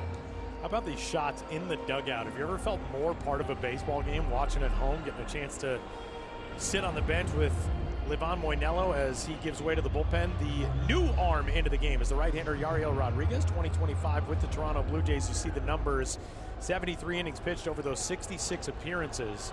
And the big league arm will try to put a stop to this Panama rally here in the bottom of the 4th. Looks like he's having an issue with his pitch comp. You see the pitch com across the entire World Baseball Classic. There's teams we were watching, Team Australia just the other night. Robbie Perkins never used it before. He's using it, but obviously Yariel Rodriguez is very used to the pitch com. First man he faces is Johan Camargo, who will bat from the left-handed side. And Rodriguez Deals the first pitch for a foul ball. And for Rodriguez, you're going to see that kind of even split of sliders and four seams. Occasional split, more to lefties, especially with two strikes. Rodriguez last year on the ALDS and ALCS rosters for the Blue Jays. Did not make the World Series roster. And he's a really interesting story because he originally would not have been allowed to be on this team. He defected after the 2023 World Baseball Classic, had played in Japan for 3 seasons, and then joined the Blue Jays as a fly ball to center field. We'll bring in Santos, who is there for the final out, and that does put a stop to the rally. 3-0, Cuba's got the lead over Panama as we go to the 5th. 9-1-2 for Cuba as we head into the top half of the 5th inning. Well, Ryan, this is maybe the most balanced pool that we have seen in the World Baseball Classic in a long time, and here is how the offenses stack up in your estimation. Yeah, and I'm looking at this, and obviously Puerto Rico are missing the big 3 with Lindor, Correa.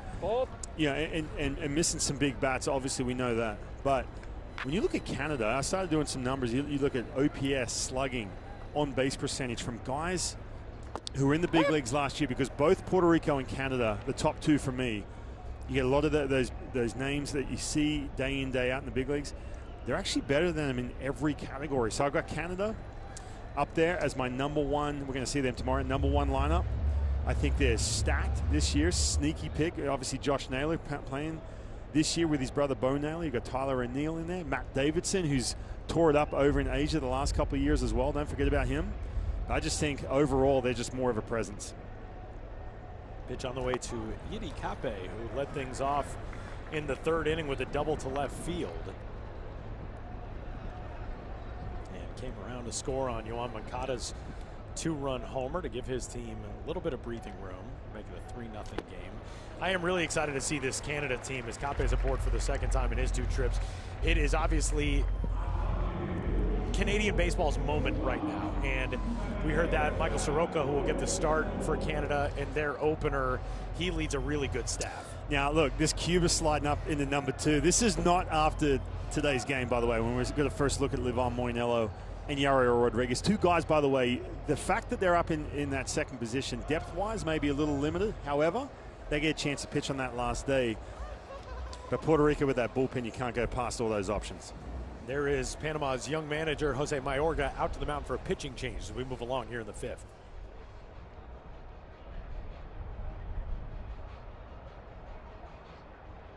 '26 World Baseball Classic. Miguel Cienfuegos will take the mound for Panama. He was born in Laval, Quebec, Canada, but the son of 2 Panamanian parents, and he's the 2nd reliever out of the pen for Panama here today. Ryan inherits a man at first base with nobody gone in the 5th.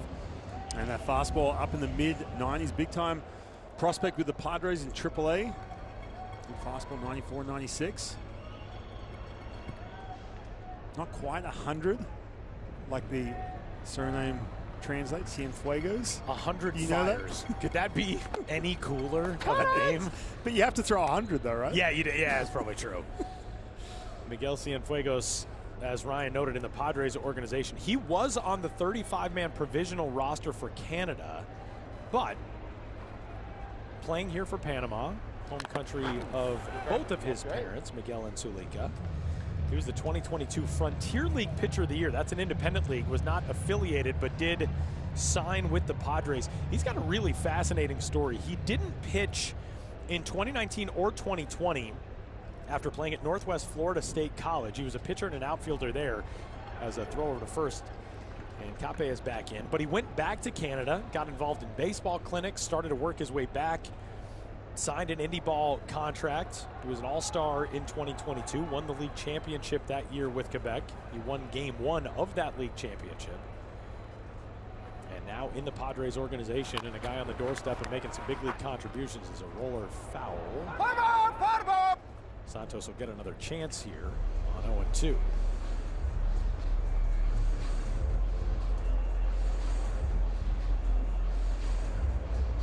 I talked about that good velocity. You see the 95, 96, 6'4".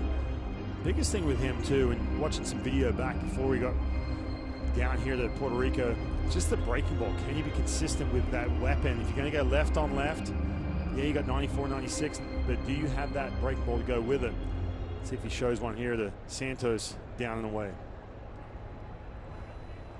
Roel 0 for 1, struck out in the first inning, sacrifice bunt in the third.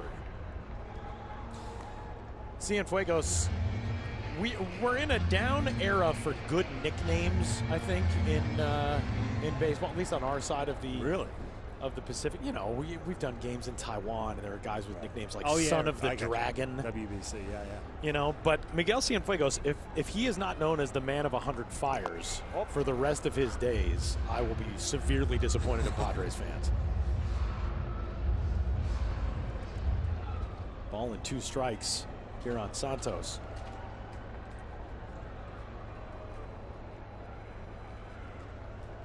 Cuba trying to get something started again here in the 5th. A run in the 2nd, 2 in the 3rd, and Santos able to stay alive there. No, did not get a piece of that. And there is strike 3 as he's gone on a strikeout for the 2nd time.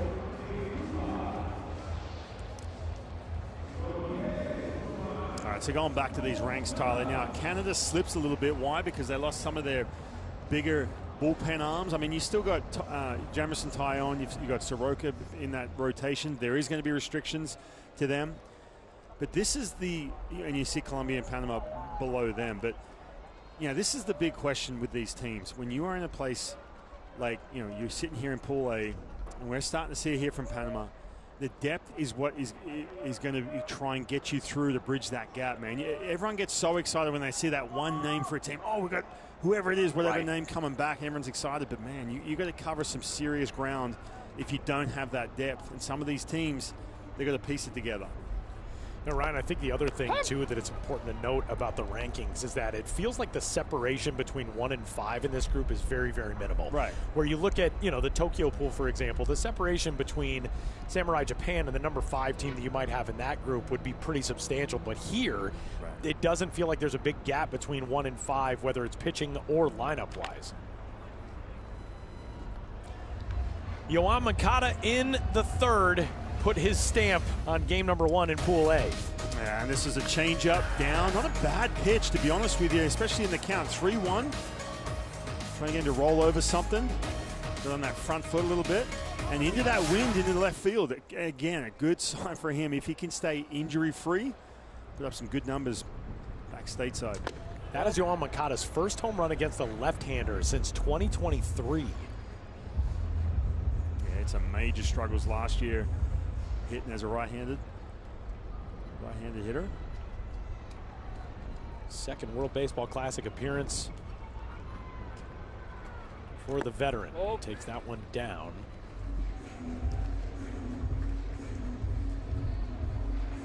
Two balls and 2 strikes. Cape with pretty good speed on over at first. Cienfuegos deals, and it's 3-2. Again, too, the pitching has always been, you know, really tricky with the World Baseball Classic because, yeah, you get a Logan Allen to start you a game if you're Panama, right? And you're one of these sort of, you know, middle-of-the-pack teams. Well, along comes with that is all the restrictions from that Major League team. Let's talk to Ernie Witt about that. Moncada right side. That is a foul ball. Shot it over the leap of Yohan Camargo, and that was extra bases, but it touches just foul.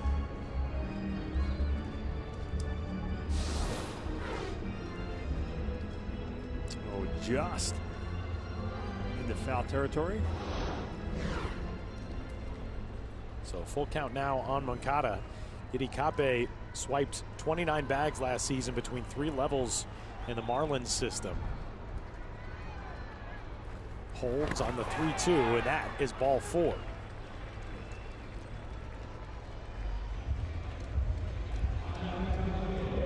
So 2 walks in the inning, runners at first and second, and Cienfuegos walking on a tightrope here in what's already a 3-0 game, and now entering the heart of the lineup as Ariel Martinez strides in.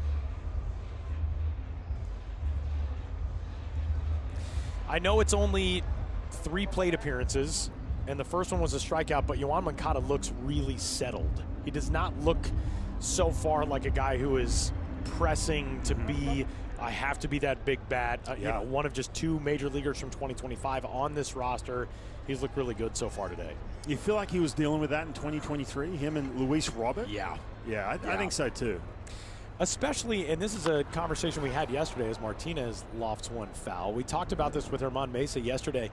It was the first time, as you mentioned earlier, that major leaguers had been welcomed back into the fold to play for this Cuban national team, and there were some awkward vibes. And they had, you know, sort of a 2023. Yeah, absolutely. Sort of a conversation of, you know, trying to get everything out there, get everybody on the same page. And Moncada, you could tell how much that was weighing on him and Luis Robert and Yadir Drake and some of these other guys. But Moncada does not feel like that today. He seems a lot more already in his element with this group. And Germán Mesa too, you know, this is his first time managing this team. He was in that, you mentioned the golden era of Cuban baseball. We're talking the 90s, you know, into the 2000 Olympics, which, you know, he was a member of. Really, you could argue from about the 50s into the early 2000s with what Cuba did on the international stage. Martinez foul again. And it was interesting because I asked him, you know, what does it feel like nowadays? We put up that graphic a little while ago of the Cuban players who are missing from this roster. If you were to assemble an all-Cuban team of the best players from Cuba, you'd put that team in the conversation with Japan, the 100%. U.S., the DR as, all right, well, they're going to be there at the end. Right. And obviously that's not the case. And we asked Germán Mesa about that yesterday, and he said, you know, it is tough. When I look back on the success that we had, it hurts my heart that we don't have our best available team. Martinez battling here on 1 and 2. But, again, this team ready to go, jumping out of the gates quickly. 2-time Olympic medalist Germán Mesa, including in Sydney, Australia. The silver at the 2000 games, that game that Ben Sheets led the United States to its lone gold medal in Olympic baseball, though the U.S. will try to rectify that coming up in 2 years in Los Angeles at Dodger Stadium with the return of baseball to the Olympic stage. 1-2 down and into Martinez, 2 and 2. So you're seeing these long at-bats right here from Cienfuegos. We talked about left, you know, from the left side, 64, projects so well. Excuse me, 6'4", throwing mid-90s, but landing that breaking ball. That's why you see some of the foul balls and the pitches out over the plate. And you can sit on that hitter and hunt that fastball. 2-2 left side and foul. Good effort from Sosa on the dive. We did also mention to Germán Mesa that you had played against Cuba in a gold medal game in the Olympics. And he said, wait, what year was that? And you said, it was Australia 2004 gold medal game. And he said, I retired in 01. He was definitely like, did I get a hit off of you? That was 100%. Well, I was looking at him too, going, because I pitched in that game. And I'm looking at him going, do you look familiar or not? 2 and 2 on Martinez. Cape away from second, Moncada from first, and the 2-2. Good at bat here from Ariel Martinez. This lineup too, Ryan, it's something where, you know, Moncada already going out of the second spot in this order. Martinez has 2 hits. If you get Despaigne going in the cleanup spot, Aroa Barwena behind him, this is a really dangerous middle third of the order. There's maybe some volatility there because these guys are older, but because they are older, if the success is here, this could be a really loud lineup throughout the next 5 days. Right, you see Ariel Martinez, that's 95 at the top of the strike zone, and he's still getting that A swing off. Why? Because Cienfuegos just hasn't shown the ability to land that breaking ball in this at-bat, that slider. He's got to take that breath, back himself a little bit, be okay going 3-2 right here. If he misses, they get on top of that slider and get him swinging at something in the dirt. Cienfuegos from the first base side of the rubber, and the 2-2 fouled away again. And you see that pitch count 221. Remember, you go over 30, you got to take that day off. We talked about the depth. Managing this pitching staff in pool play is so difficult.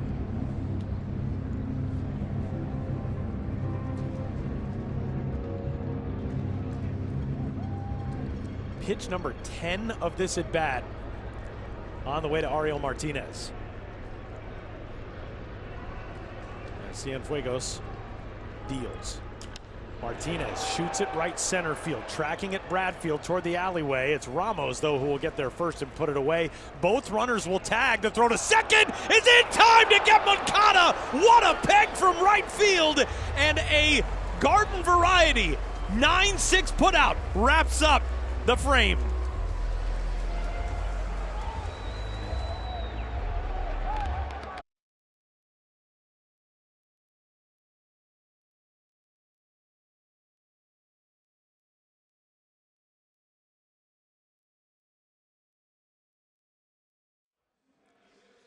There is something special in Jose Ramos's water when the World Baseball Classic arrives. A 9-6 put out, the double play coming from right field on the rocket arm of Jose Ramos, who retires Yoan Moncada trying to advance on the flyout.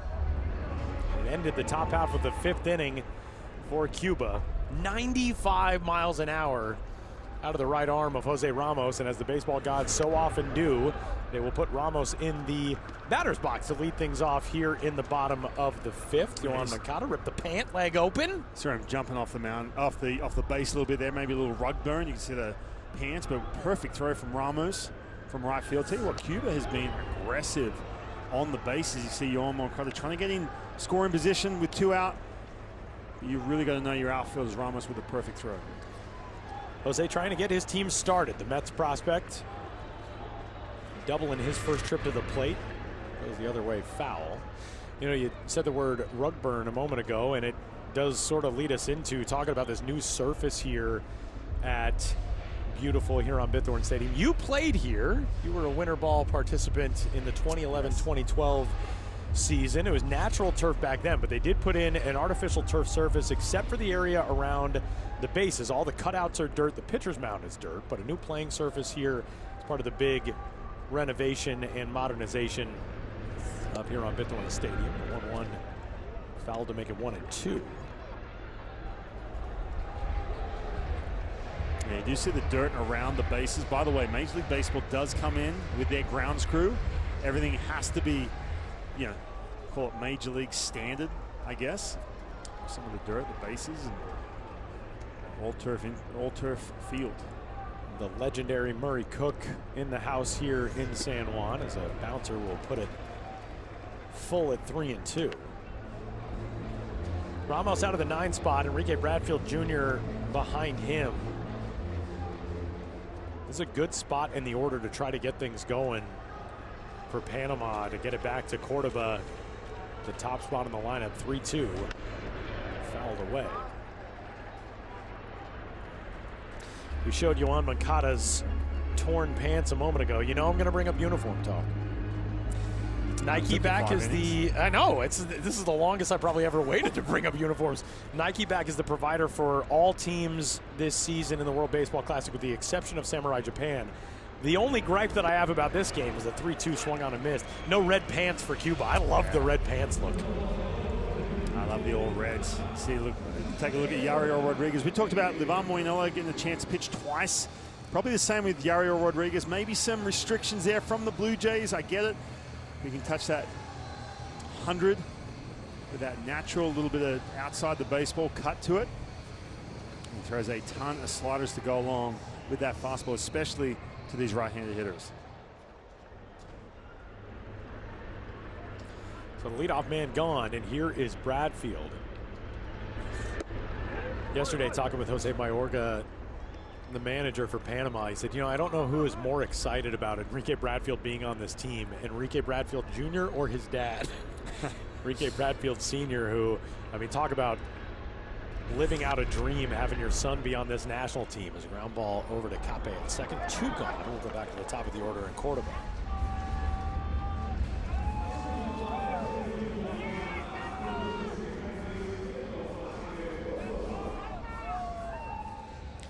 Alan Cordoba has played baseball just about everywhere you can play it on this side of the globe. Cordoba has been in Mexico in recent seasons. He won a league championship in 2025 with the Diablos Rojos, Mexico City's team. Then went and played in Obregón in the Mexican Pacific Winter League. Hit .352 in the Summer League, the Liga Mexicana. And then in 66 games with Obregón over the winter, 761 OPS, 280 average.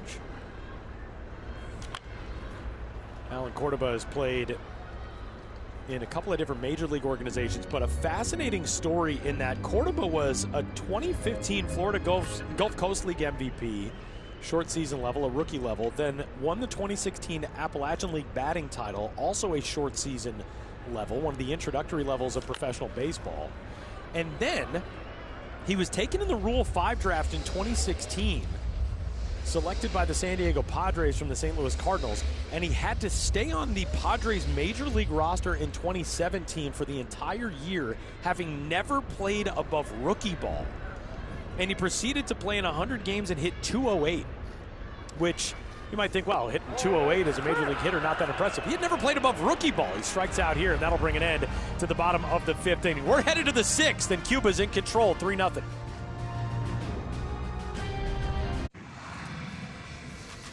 ...2006, the inaugural World Baseball Classic. Cuba took down Panama. 8-6 victory in that contest in 11 innings. That game went into the 9th, tied at 4. Cuba took a 6-4 lead in the top of the 9th. Panama tied it, 6-6 in the bottom of the 9th. Cuba rallied with 2 outs in the 11th to take an 8-6 victory. Yuli Gurriel and Alexei Ramirez played in that game. Gurriel 3 for 4 with a homer and a double. Drove in 4, scored twice. Alexei Ramirez was 1 for 4 with a run scored. And Alexei Ramirez is back on Cuba's World Baseball Classic roster here in 2026 as you get a look at the new arm into the game. Dario Alguazal takes over for Panama, just trying to hold the line right now, Ryan, in a 3-0 game in the 6th. And for Dario, played some affiliated baseball. Obviously, he had the 1 year with the Pirates in 2019. Found his way down to Mexico the last couple of years. Alfredo Espana leading off against him here in the top half of the 6th.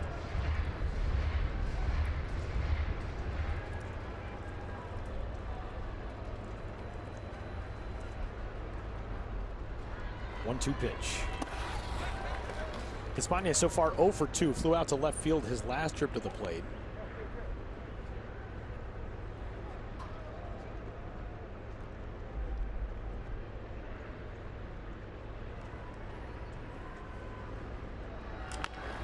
This one off the end of the bat, out too short, where Caballero will throw him out. Leadoff man gone. Alexei Ramirez, man, what a career for him to be a guy back on this roster and be doing it at this stage in his career. Right. Pretty amazing stuff. And, you know, a guy who had a very strong career in Major League Baseball, but is also one of those players who now can help pass the torch to the next generation of talent for this Cuba program. Well, he was on that Cuban team. We talked about 2004 Athens Olympics. He was on that team. I played against him in the big leagues. He owned me, by the way. Really? I mean, who didn't in the big leagues? There's a lot of guys who owned me. But, yeah, I remember facing him a bunch with the White Sox. Right in the middle of that lineup. Talking 2009, 2010, I remember pitching against him. Here he is, 44 years old. So 1 gone for Arizbel Arrobarena, and 2 gone after the wave and the miss. Alexei Ramirez, long-time stalwart in this Cuban baseball community. There you see the gold medal in Athens, taking down the Ryan Rowland-Smith-led Australians, that sparky Aussie team in 04.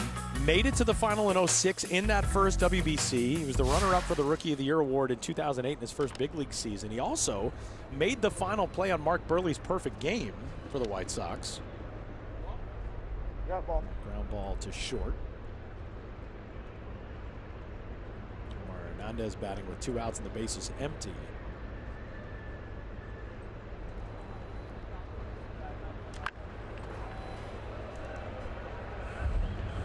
For Panama, it's getting late. You got 4 innings offensively to try to get things started, but I think the worry right now, you only got 2 hits. Right. And this team has just not been able to manufacture much traffic. That's exactly what we talked about in the Open, Tyler. It's you just simply don't have, like it's spring training or the beginning of a major league season, that runway to really get yourself in rhythm. You have to find that early. And it's tough for some of these teams too, especially when you start mixing in some of these big leaguers. Just have a couple days to get going. They look flat right now. Big wave and a miss there from Hernandez, but his team's got the lead 3-0 as we go to the bottom of the 6th in San Juan. It's of a really good opening act right now, but the big show coming up tonight. And we got a couple of veteran pitchers in Seth Lugo and Jose Quintana who will take the ball tonight, Ryan, for Puerto Rico and Colombia. Aged guys, a lot of accumulated youth, if you will. Accumulated. Yeah, and if you weren't tuned in at the beginning of the game, that's coming straight from Cuba, Herman Mesa, with the not calling these guys old. But no, look, Seth Lugo and Quintana tonight, that is going to be so much fun in front of a packed house here in San Juan. They are ready for that one tonight. The opener for Puerto Rico. It is so evident all across this city how excited people are for this event as Edmundo Sosa out of the 2 spot leading things off for Panama here in the bottom half of the 6th inning. It's another inning of work for Yariel Rodriguez, who came on with 2 gone in the 4th and has retired all 4 men that he has faced. But Ryan, the amount of people rocking the Puerto Rico hats and jerseys and paying attention to this event, the people, at our hotel asking us what we do, and all of the excitement. Sosa swings and drives one to center. That one's hung up in the wind, and it'll die into the glove of Roel Santos for the leadoff out. My favorite moment so far here in San Juan for a baseball fan, my dad's here tagging along for this trip, but the first night when we got in, Puerto Rico was playing an exhibition game as the precursor games to this World Baseball Classic. They were in Fort Myers taking on the Boston Red Sox, and as we're walking back to get home from dinner, we walked by a guy, a valet at a hotel, who's sitting at his stand and had his phone up. He's watching the game on his phone. Sports bars everywhere had that game on. They had the Dominican Republic's games against the Detroit Tigers on as well. Puerto Rico is over-excited for this World Baseball Classic return to Hiram-Bithorn Stadium here in 2026. First games at this venue in the WBC since 2013. I don't know if you can be overexcited. I shouldn't say overexcited. They're at the height of excitement. We had that Uber driver say, "Hey, can you get me tickets?" I'm like, I know he looks big time over here, Tyler Mon, but he doesn't have that much pull. That's a tough ticket. Certainly don't. That one just misses away to Jose Caballero. Jose is without a plate appearance today. Walked in his first, or without an at-bat, I should say. He's got 2 plate appearances. Walked in his first, hit by a pitch in his second. That one came in the 4th inning. He led off that inning reaching, but was retired on a double play ball off the bat of Miguel Amaya behind him. And Ryan, there's only been 1 inning in this game in which Panama has really kind of started to put pressure on this Cuba pitching staff. They had runners at first and second with 2 gone in the 4th. And that was when Rodriguez came in, ended that inning. And not able to hold up on the check swing. Caballero is retired. Tell you what, Yariel Rodriguez got a break right there. Didn't look like he swung. We're going to probably get another look at it. Half get out of the way. Oh, yeah, may have. Check swing. But yeah, really nothing doing from the top of this lineup from Panama. You talked about Caballero getting hit by a pitch early in this game and the walk, but really they're the only base runners from Cordoba, excuse me, Edmundo Sosa and Caballero. Nothing doing as those outs start to shrink. It has been a feast or famine kind of offense for Panama in the World Baseball Classic in the last couple of editions. Ryan noted they scored 12 runs. They almost mercy ruled Chinese Taipei in the opener in 2023. But in the final 3 games of Pool A 3 years ago, they combined for 7 runs. And struggling today to string hits, string base runners together as it's 2 outs, bases empty again here in the bottom of the 6th. You know what, too? Look, we talked about Moinello, who can come back that last game with Cuba having that good, nice advantage, having the off days the way they do. What about Yariel Rodriguez too? Look, he was an inning, maybe an inning plus guy pretty much all year last year with the Blue Jays. Here he is coming back out here in the 6th. Skied to right, no trouble for Yoelqui Skiber. 3 up, 3 down, goes Panama in the 6th. We're headed to the 7th. It's a 3-0 lead for Cuba. Most successful nation in international baseball history has yet to win a World Baseball Classic title, but Cuba reached the final in 2006, the original WBC. They were in the semis in 2023. They have never failed to make it out of the first round, didn't pass the second round, 2009 through 2017, but for Herman Mesa and his squad today, really good start in the effort to grab a day 1 victory. And as we head into the top half of the 7th inning, it'll be 7, 8, and 9. Yoelqui Skiber leading things off for his team. And look at that, a couple of homers the first 3 innings today. It took him 6 games to reach that total in 2023. Livan Moinelo outstanding to get Cuba the first 3 2/3 into the books on the pitcher's mound today. And Skiber facing a 1-1 count here, working against Dario Agrazal, who was on for his second inning of work. And a ground ball out to second. Leonardo Jimenez, 1 away.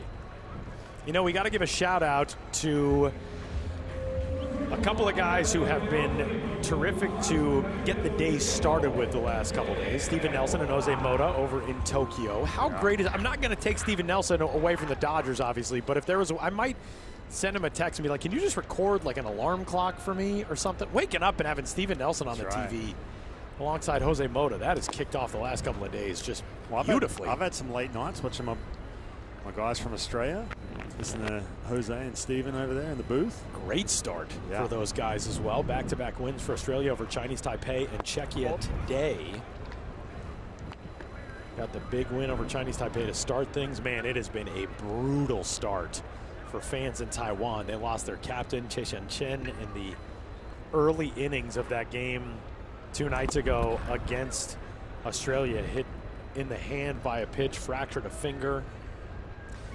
Hao Ju-sung, the manager of that Chinese Taipei team, said, you know, we could potentially use him as a pinch runner, but he's not available otherwise. And today, Chinese Taipei just blasted by Japan in a 13-0 mercy rule loss as Leonel Moas goes down 2 away. That is 5 straight retired by Dario Agrazal since he got into this game on the pitcher's mound. So now it's an interesting race, Ryan, in that group in Pool C. Obviously, Japan, the odds-on favorite to win that group, but Korea and Australia are seemingly right now the 2 to watch, duking it out to try to advance as well. First pitch swinging, fly ball in the air to shallow center, and that one with the wind buffeting the loft will cut it down to Jimenez. 3 up, 3 down goes Cuba in the 7th. Stretch time in San Juan. Hey, el case lleno de trophies, racks pa' estar cozy, me dicen la MVP, baby, I like that. Juan que ya la jersey, la one y la only, me bajo por la pinta, pues I like that. 2026 esto es un clásico, migo encima el video eso es un clásico. Brr, baby, me go, yeah, yeah.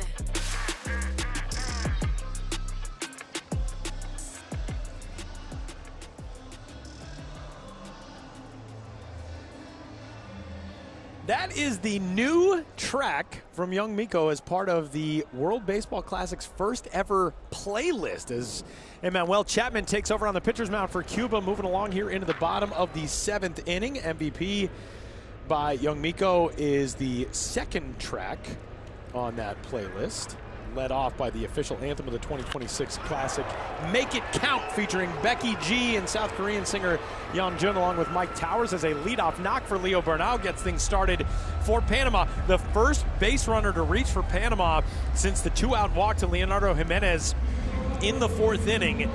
And you got to get it started sometime, Ryan, and that is hit number 3 today for the home team in game number 1. Yeah, get something going. They have been flat. Pitching has been rock solid. Logan Allen, couple mistakes early, and that's really been it. Get something going offensively, especially too when you're trying to create some kind of momentum if you end up with an L here into tomorrow's game. Bernal with 2 of his team's 3 hits now, and on at first for Leonardo Jimenez.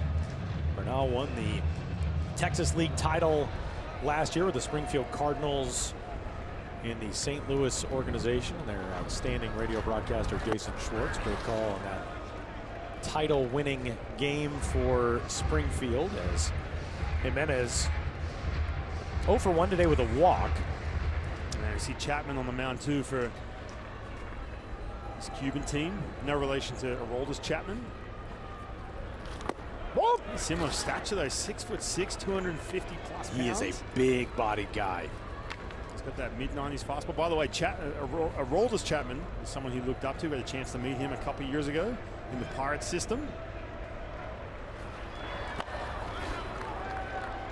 The one thing with him is command. Really struggled with that in 2025 in AA with the Pirates. Walking over 5 batters per 9.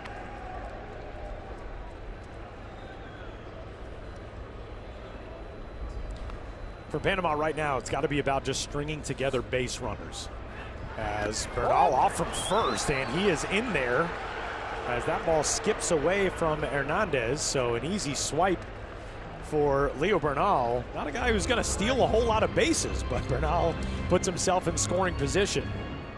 And look, I know it's the 7th inning. We've talked about that offense going cold, but you see Bernal taking off. You're starting to see some things in action now because you've got Moinelo's well out of this game. Yairo Rodriguez, the 2 big arms from this Cuban team. Now you can really take advantage of Chapman and some of that command. You can get him rattled a little bit, get something going. None out here on the 7th. Man, and this after 2 1/3 perfect innings from Yairo Rodriguez. Ground ball over to Cape at second. That'll advance the runner, and the potential first tally of the day for Panama now 90 feet away. That'll bring up Johan Camargo. You get 7, 8, 9 in this lineup. If you could somehow just get some base runners. They're being really aggressive. Some cheap outs from this the Team Panama lineup. Get back to the top of that lineup with Cordoba, Sosa, Caballero.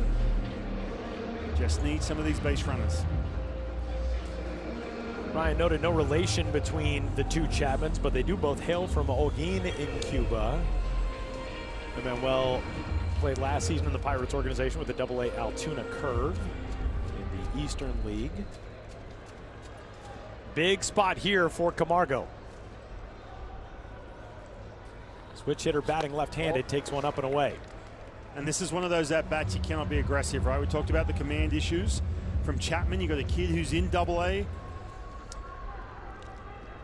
That pressure is on the mound right now. He has to come back inside the strike zone.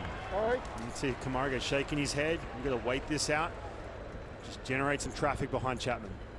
That did go as a stolen base, by the way, a moment ago for Bernal, even though that ball got away to the backstop. But that's something else to keep an eye on. You got a wild pitch effectively a second ago, and now a 3-ball no-strike count on Camargo, and the pressure is on Emmanuel Chapman. Herman Mesa, probably the first time in that dugout that things have started to feel a little bit tense. 3-0, grooved in there to make it 3-1.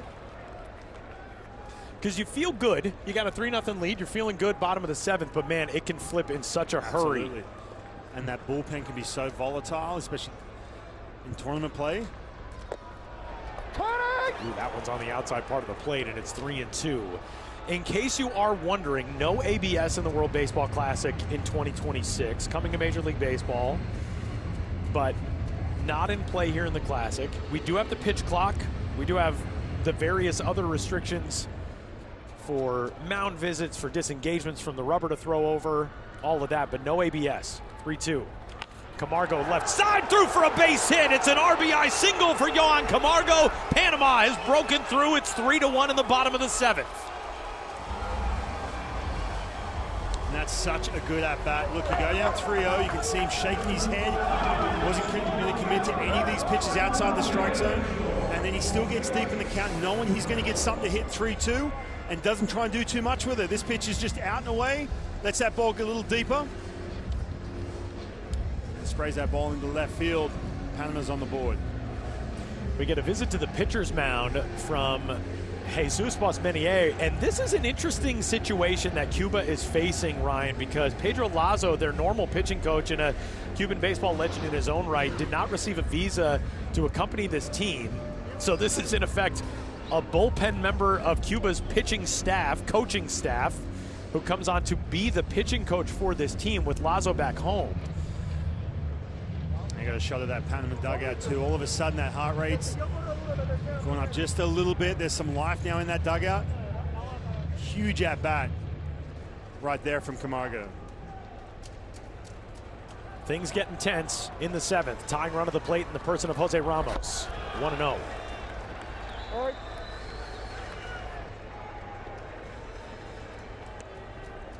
Ramos has shown a flair for the big moments in the World Baseball Classic. Monster home run in the qualifier in Panama City 4 years ago. Stellar in 2023. 2 balls and no strikes on it. Had the perfect throw from right field for the 9-6 double play a little while ago. And he's in a hitter's count here against Emmanuel Chapman.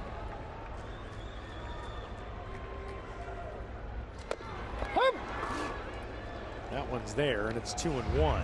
And again, too, talk about these at-bats, right? Being patient's not about, oh, hey, look, he's just going to walk everyone because we talked about the command issues. What that means is getting counts like this, 2-0, 2-1. We saw that from Camargo. We're seeing a pinch hitter down at first base right now.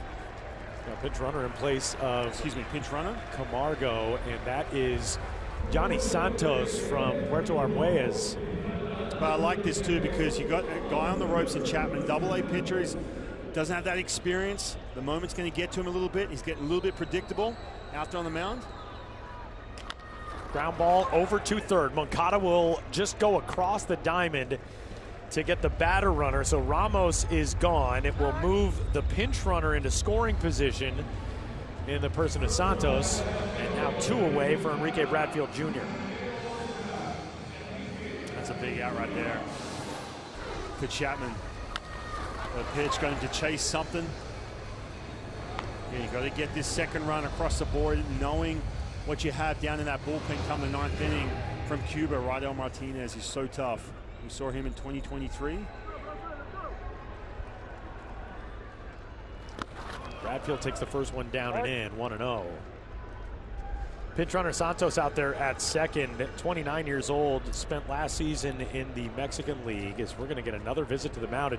This is not an unusual thing for Cuba to do. We're going to get a mid-at-bat pitching change here, and we see this in international play with Cuban baseball all the time, as Herman Mesa will head out to get the ball from Emmanuel Chapman. So Chapman's day is done as the 7th rolls along with Panama threatening in a 3-1 game.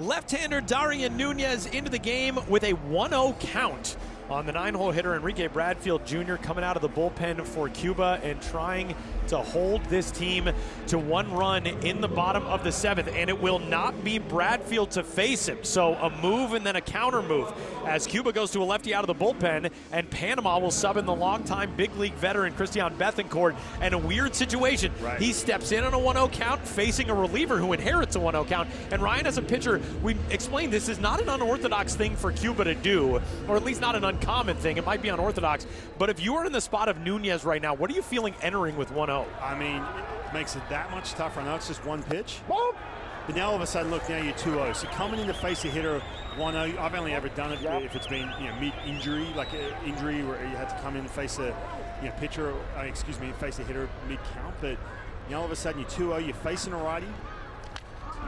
Good swing right there from Bethencourt too. Pinch hitter, but I think everything just kind of hinged on Chapman. If he had gone 0-1, he's staying in that game. If he goes 1-0, guess what? I'm done. I've seen enough. And they do not have any wiggle in this 3-1 lead with a runner on second base. 2 balls and a strike, rather, on Bethencourt.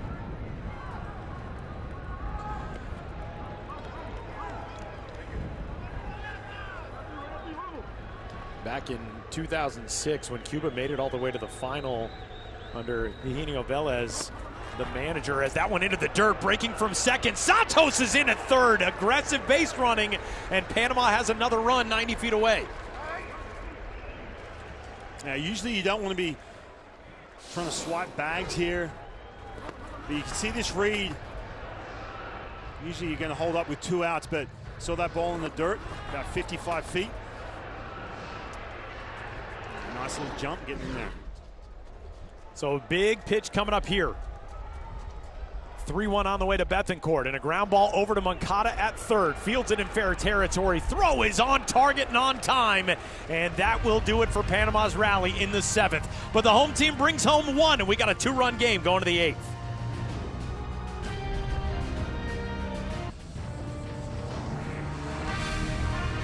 Welcome back to the World Baseball Classic from here in San Juan, Puerto Rico, alongside former Major Leaguer and 2-time Team Australia WBC pitcher Ryan Rowland-Smith. My name is Tyler Mon here on Bithorn Stadium, the site for our continuing coverage of Pool A. That's where Ryan's headed after the games today. Going to do some surfing, I would assume. Some changes in this game for Panama as we move into the top half of the 8th inning. Christian Bethencourt moves to first base. Johnny Santos is out in left field. Alan Cordoba goes from left to center. Some of the changes with the pinch runner and pinch hitter as a fly ball out to center, and Cordoba racing over to make the play. The ball finds you sometimes after the changes. Roel Santos retired, 1 away. New arm into the game as well, and that is the left-hander Kenny Hernandez who takes over. Yeah, 27 years old, played in the Mexican League last year. Played winter ball down in the Dominican Republic. Lefty, low 90s fastball. You see the numbers there in winter ball. Had a nice little run, 17+ innings. With Escogido, one of the rivals of your former winter ball team in the Dominican Winter League, the Tigres de Licey. Well, that was one of my teams. I've been there multiple times. You've had multiple winter ball stops across the Caribbean as Moncada bounces one over to his counterpart Sosa. 2 gone. It'll bring up Ariel Martinez. You know, Ryan, since the walk to Moncada in the 5th inning, Cuba has not put a base runner aboard. That's now 9 straight retired, most of them by Dario Agrazal. But here Kenny Hernandez with the first 2 gone as you get a look at the defensive changes for Panama. Yeah, the home runs have been the difference, that's for sure. And again, we keep going back to 2023 because Cuba, it was strange. They lose those first 2 games. They were flat offensively.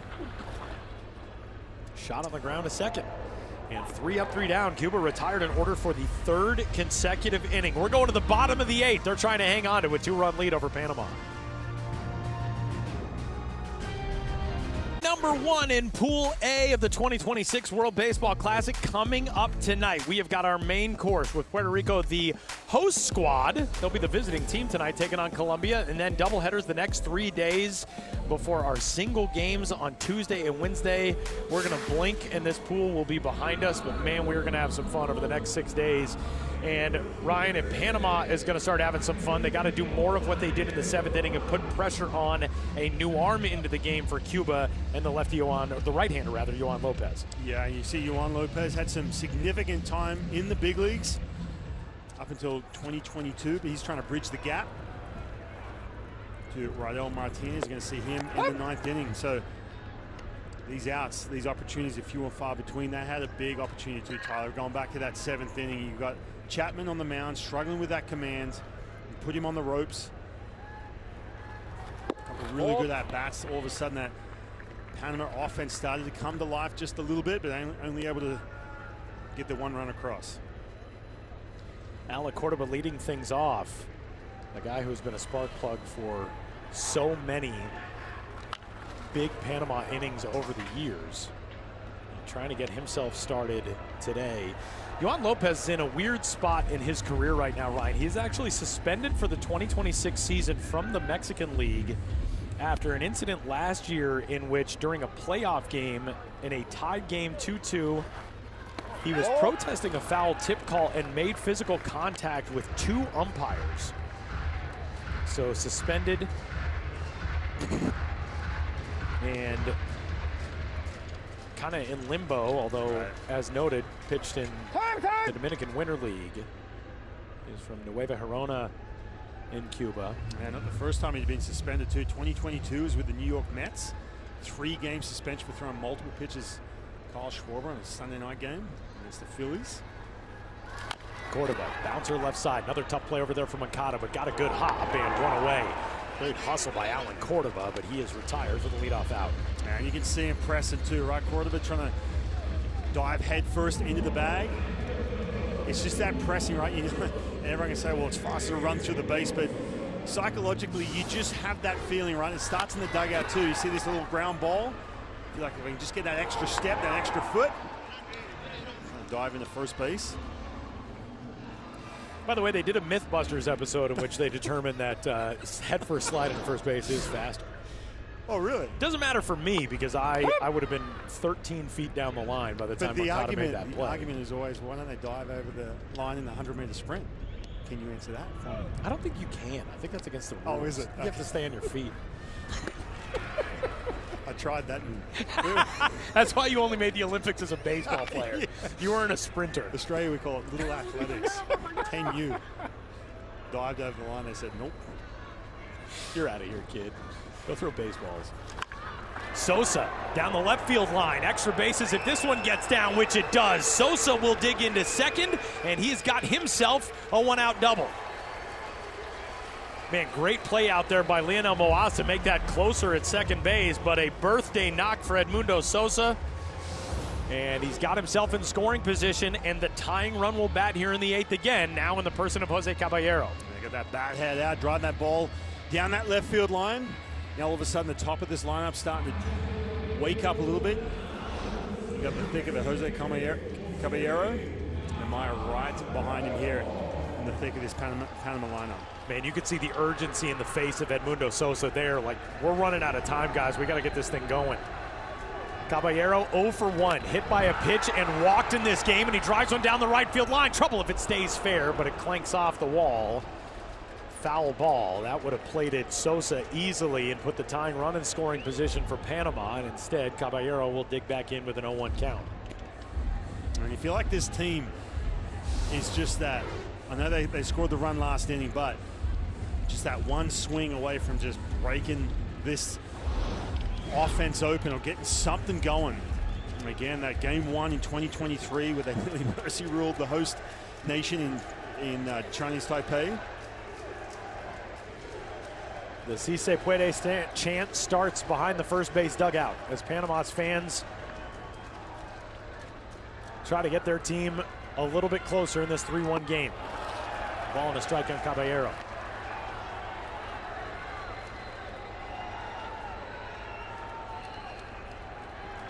Three big league seasons so far for Jose Caballero, the 29-year-old. Spent last year with the Rays and Yankees. Ball. Hitters count now. Good at bat too. You can see all of a sudden, you know, Lopez, after that swing, that ball down the right field line, he's not giving him anything inside the strike zone. And again, when you're pressing, you will start to chase. Ooh, wave and a miss, and it is 2-2. Just like that, good pitch. Caballero really, really good at working counts. Getting deep. As he sits at 2-2 right now. He's going to get a slider right here. See something up, otherwise spin on and get to 3-2. Lopez deals and a bouncer over too short. Arua Barwena will go for the lead man, and he's got him at third. Sosa with that bouncer basically hit right at him on the extended lead, takes off, and he is erased. It's a runner at first now with 2 gone. That's a nice play too. Look, it's so easy for Rubarina just to take that extra breath and just make that easy out there at first base. We're just seeing plenty of daylight between Sosa and third base and getting that lead run. And just as quick as you felt like something was starting to move with this offense for Team Panama, now all of a sudden that's so deflating. That lead runner is up. Lead runner's out for you at third base. And we'll get a pinch hitter here as we'll get our first look at the Ooze. Jonathan Arauz will take the bat in place of Miguel Amaya. And man, initially thought that ball was hit more directly at Edmundo Sosa. I would imagine if he watches that one back, he's probably going to regret the decision to go with that grounder in front of him. But a nice play by the left side of the Cuban infield to get the out. No, I think some of that too, Tyler. It's just, again, we've talked about the pressing these last couple of innings. I get it, but both these teams have been so aggressive on the bases. Arauz left side, great stab by Moncada, and that will do it for Panama's 8th. The one-out double does no damage, and we are going to the 9th in a 3-1 game.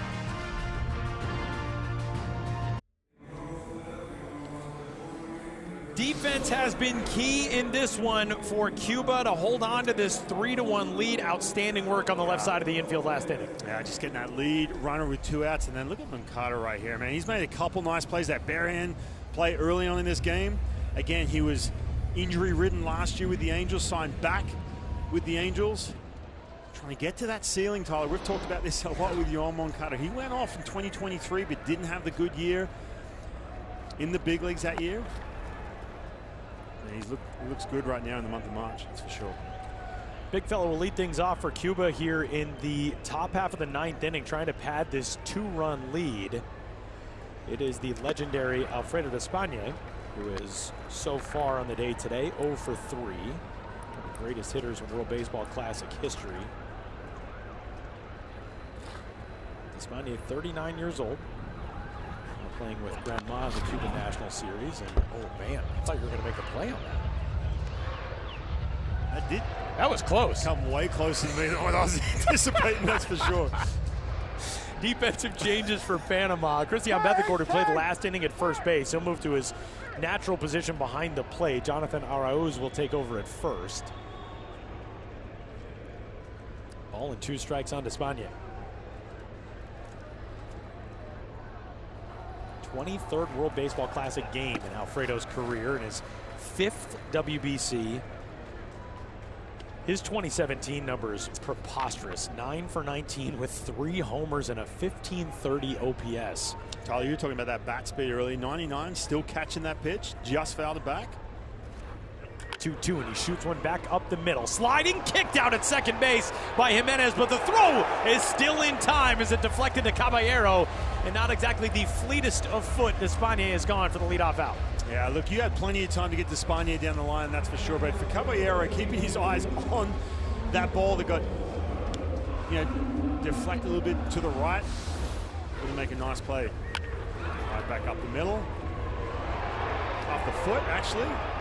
Turn, nice throw. So the first out recorded by the new right-hander into the game for Panama, the veteran out of this bullpen, Javi Guerra. And he will go to work against Arizbel Arroyo-Barbuena.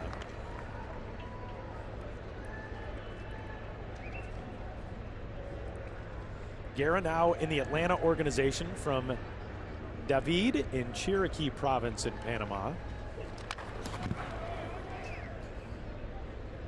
Yesterday, we were talking with Herman Meza, and he said that he even finds Arroyo-Barbuena difficult to say. He said, you know what's easier? Just call him Arizbel. I can't believe I'm nailing Arroyo-Barbuena. You are nailing that. And you cannot. Even my accent, I can't believe it. Here's the 1-1 on the way to Arizbel in tight, able to spin out of the way of it. And Tyler, you and I have done these, obviously, international tournaments, the WBC being one of them, but there's been some tricky last names, so I'm going to give it to you. But I'm shocked, man. You're struggling a little bit with that last name. I can nail Gungwan Gilligalau, but I can't get Arroyo-Barbuena in close on him. You know, we mentioned this earlier. His name on the back of his jersey and the name on his spikes spelled differently. There's the second. Look at that. That goes elbow to elbow. That's like a Saltalamacchia-esque nameplate on the back of his jersey. Swing and a miss to put it full. Fooled on the breaking pitch, and Javi Guerra closing in on a second out. Yeah, seeing the velocity from Javi Guerra, still able to get close to triple digits to go along with that power slider right there. Just able to harness these pitches at the major league level. Back-to-back nasty breaking pitches, and with 2 gone, it'll bring up Omar Hernandez. Javi Guerra fired up. there is something, and Ryan, you could speak to this, being a guy who did it at the major league level for a long time. You kind of have to keep up the energy. Your guys are feeling it a little bit more in the dugout. You see the strikeout. Garrett turns around, fired up, yelling to his infield. You're sort of responsible for maintaining that, getting your guys back in the dugout. Yeah, and look, again, we talk about team chemistry or any of that kind of stuff, but just keep that energy going, man. You got 3 more outs to get. Great job by RIOs working with Garrett. We'll go to the bottom of the 9th. Panama needs 2 to keep it going. Day number 1 of Pool A play in 2023 was good to Panama. Day number 1 of Pool A play in 2026 so far has not been. A 12-4 win over the host squad, Chinese Taipei, 3 years ago. Today, Ryan Rowland-Smith just 5 for 28 for this Panama team. They are in desperate need of the offense to come alive in the 9th. Right, you felt like something was going to get going, especially the top of the lineup these last couple of innings. But nothing doing, especially compared to 2023. And we talked about how this game gets shortened because of this man, Raidel Martinez, on the mound. Yeah, you go from the best starting pitcher, arguably, in Nippon professional baseball to get this game rolling in Livan Moinelo to the best closer in Nippon professional baseball in Raidel Martinez. He was so impressive when we got a chance to watch him in 2023. He's got a leadoff ground ball out on a 3-1 putout. Leo Bernal is gone. And Raidel Martinez, again, his stuff 100% would translate to the major league level. He's got an upper 90s, can touch 100 with the fastball. The split is devastating, gets a ton of weak contact on the ground and a ton of swing and miss. Last year in Japan, had a 1.11 ERA, 46 saves. So really nothing's changed, Tyler, since we last saw him here in the Cuban uniform in 2023. 65 strikeouts in 56 2/3 innings last year. A whip of 0.76. He is part of a lethal back end of the bullpen for the Yomiuri Giants in Tokyo, along with Taisei Ota, who is a member of Japan's roster for this World Baseball Classic. Also just goes by Taisei on the back of his jersey, much like Ichiro. We, of course, saw Taisei Ota in the Premier 12 tournament back in 2024. But Martinez, he has been lights out. The NPB saves leader 3 times in his career, and the 0-2 pitch into the dirt here against Leonardo Jimenez. He's already 11th all-time on the career saves list in NPB history. He's only 29 years old. He's pitched 8 seasons in the big leagues in Japan. Martinez deals and just misses to put it even.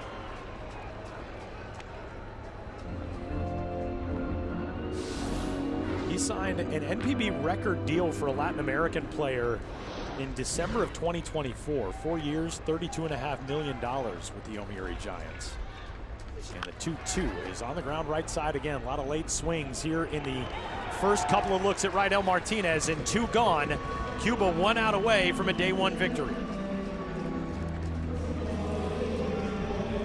And that'll bring up Johnny Santos. Santos came in as a pinch runner in place of Yohan Camargo back in the 7th.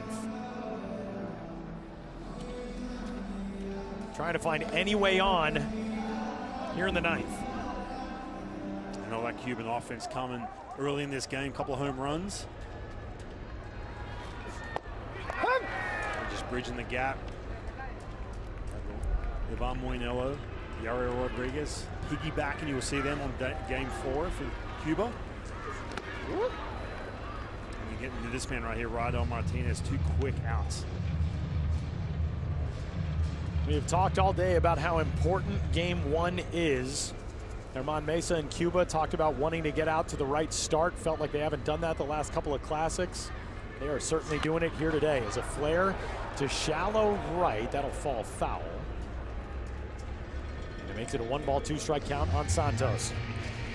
Raidel Martinez has made his reputation in Japan out of getting the toughest outs in games, and he is 1 pitch away from doing it on day number 1 of the 2026 World Baseball Classic. A ball and 2 strikes on Santos. Martinez deals. 2-2.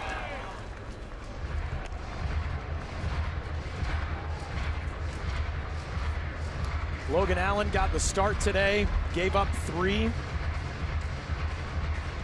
Some really good work out of the bullpen for Yariel Rodriguez. Great start for Livan Moinelo. And here comes the 2-2. Just off the plate, 3 balls and 2 strikes. Martinez knew he just missed that. Dangerous bat in the on-deck circle as the potential tying run in this game, and Jose Ramos. Martinez on the way. And a cold strike three wraps up game one.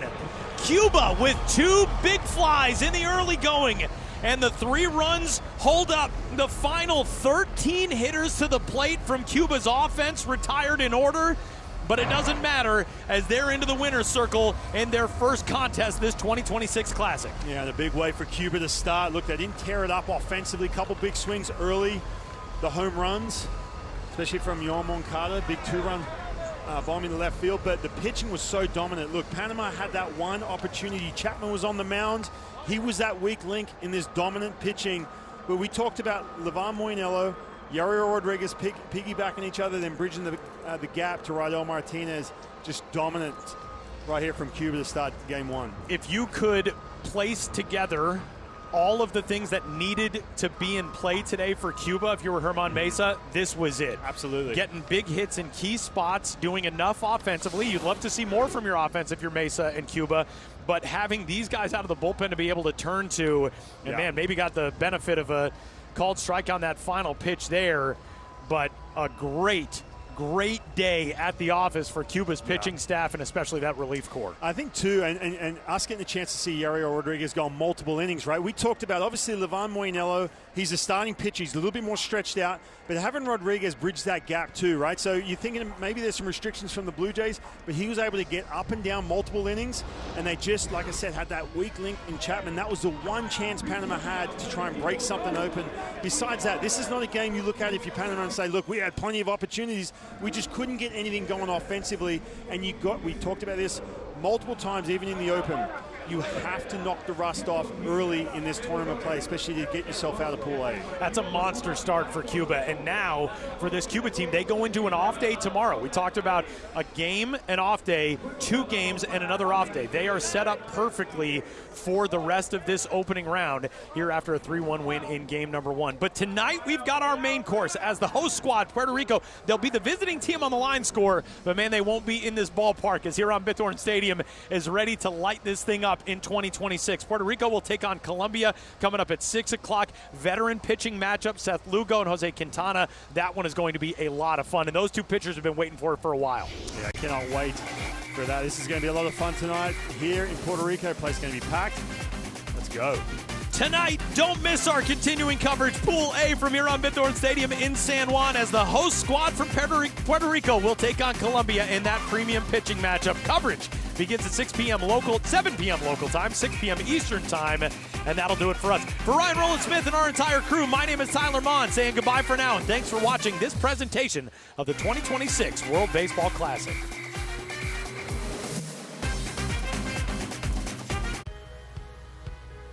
The Bay Area is bursting with national pride. Its glow stretched far beyond the San Francisco night. In Santo Domingo, San Juan, across the Caribbean, and throughout the globe, fans are swept up in the moment.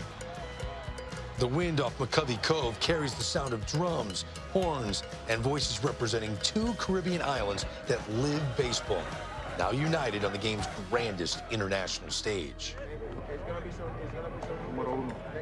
Puerto Rico arrives on grit and fire.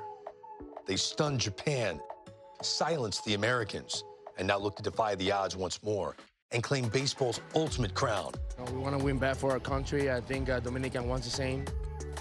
The Dominicans arrive unbeaten, 7 straight wins, chasing a perfect run the world has never seen. I would say that's how you play Caribbean baseball. At its core, Robinson Cano, steady as a heartbeat and with a bat that never cools. And in the dugout, Fernando Rodney's magic plantain, a symbol now famous across the baseball world. All that's left is to play the game. It has been a rock and roll World Baseball Classic, and the sense of the Caribbean spice is on hand for this one. Puerto Rico contra la República Dominicana. Suspense fills the air. It's what Samuel Deduno lives for. 5 shutout innings, 5 strikeouts. Each pitch like a wave crashing the shoreline. The Dominican bats strike with a seismic crash all their own. 3-0 a favor de la República Dominicana. This seems like a very large hill for the Puerto Rican team to climb. Power! Puerto Rico threatens in the 7th. 2 on, 2 out. But Miguel Tejada takes to the air and saves the moment. Tejada going back near that bullpen. Look out! And makes the catch! As always, once the 9th arrives, it's the Fernando Rodney Show. Rodney, the 2-2 delivery. Swung on and missed. Mission accomplished. The Dominican Republic, the World Baseball Classic champions. Termina el partido, victoria a la República Dominicana. Es el campeón del Clásico Mundial de Béisbol. The Dominican Republic seals it 3-0 to complete the first undefeated run in World Baseball Classic history. 8 wins, 0 losses. I mean, this win is going to go to the whole country of Dominican Republic because they was hungry, waiting for this moment. You know, we did it, Dominican Republic, we did it. But this final isn't just about Dominican dominance. It's remembered for the embrace of 2 proud nations, side by side. Rivals, yes, but a brotherhood first. We feel very proud with what we did. And I think that every member of the team, they feel like, you know, mission accomplished. You know, we started this tournament with a purpose, and we did a good job. Puerto Rico returns home with heads held high. Their 2nd place finish igniting a groundswell of pride across the island. For everyone, you know, for every Dominican in the whole world, and this is for my country. Robinson Cano finishes the tournament with 15 hits, the most in Classic history, and takes home MVP honors.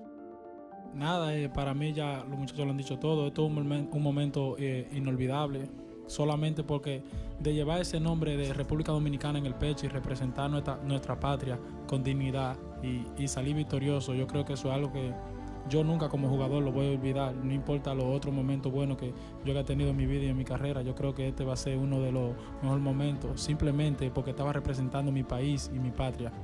While the Dominican Republic brings home the championship crown, an achievement they hope to be the foundation of a true baseball dynasty. But look beyond the confetti and the championship T-shirts, and what you see is international baseball's growing identity. Proof positive, the World Baseball Classic unites nations, both big and small, and it's where the world's very best come to play the global game.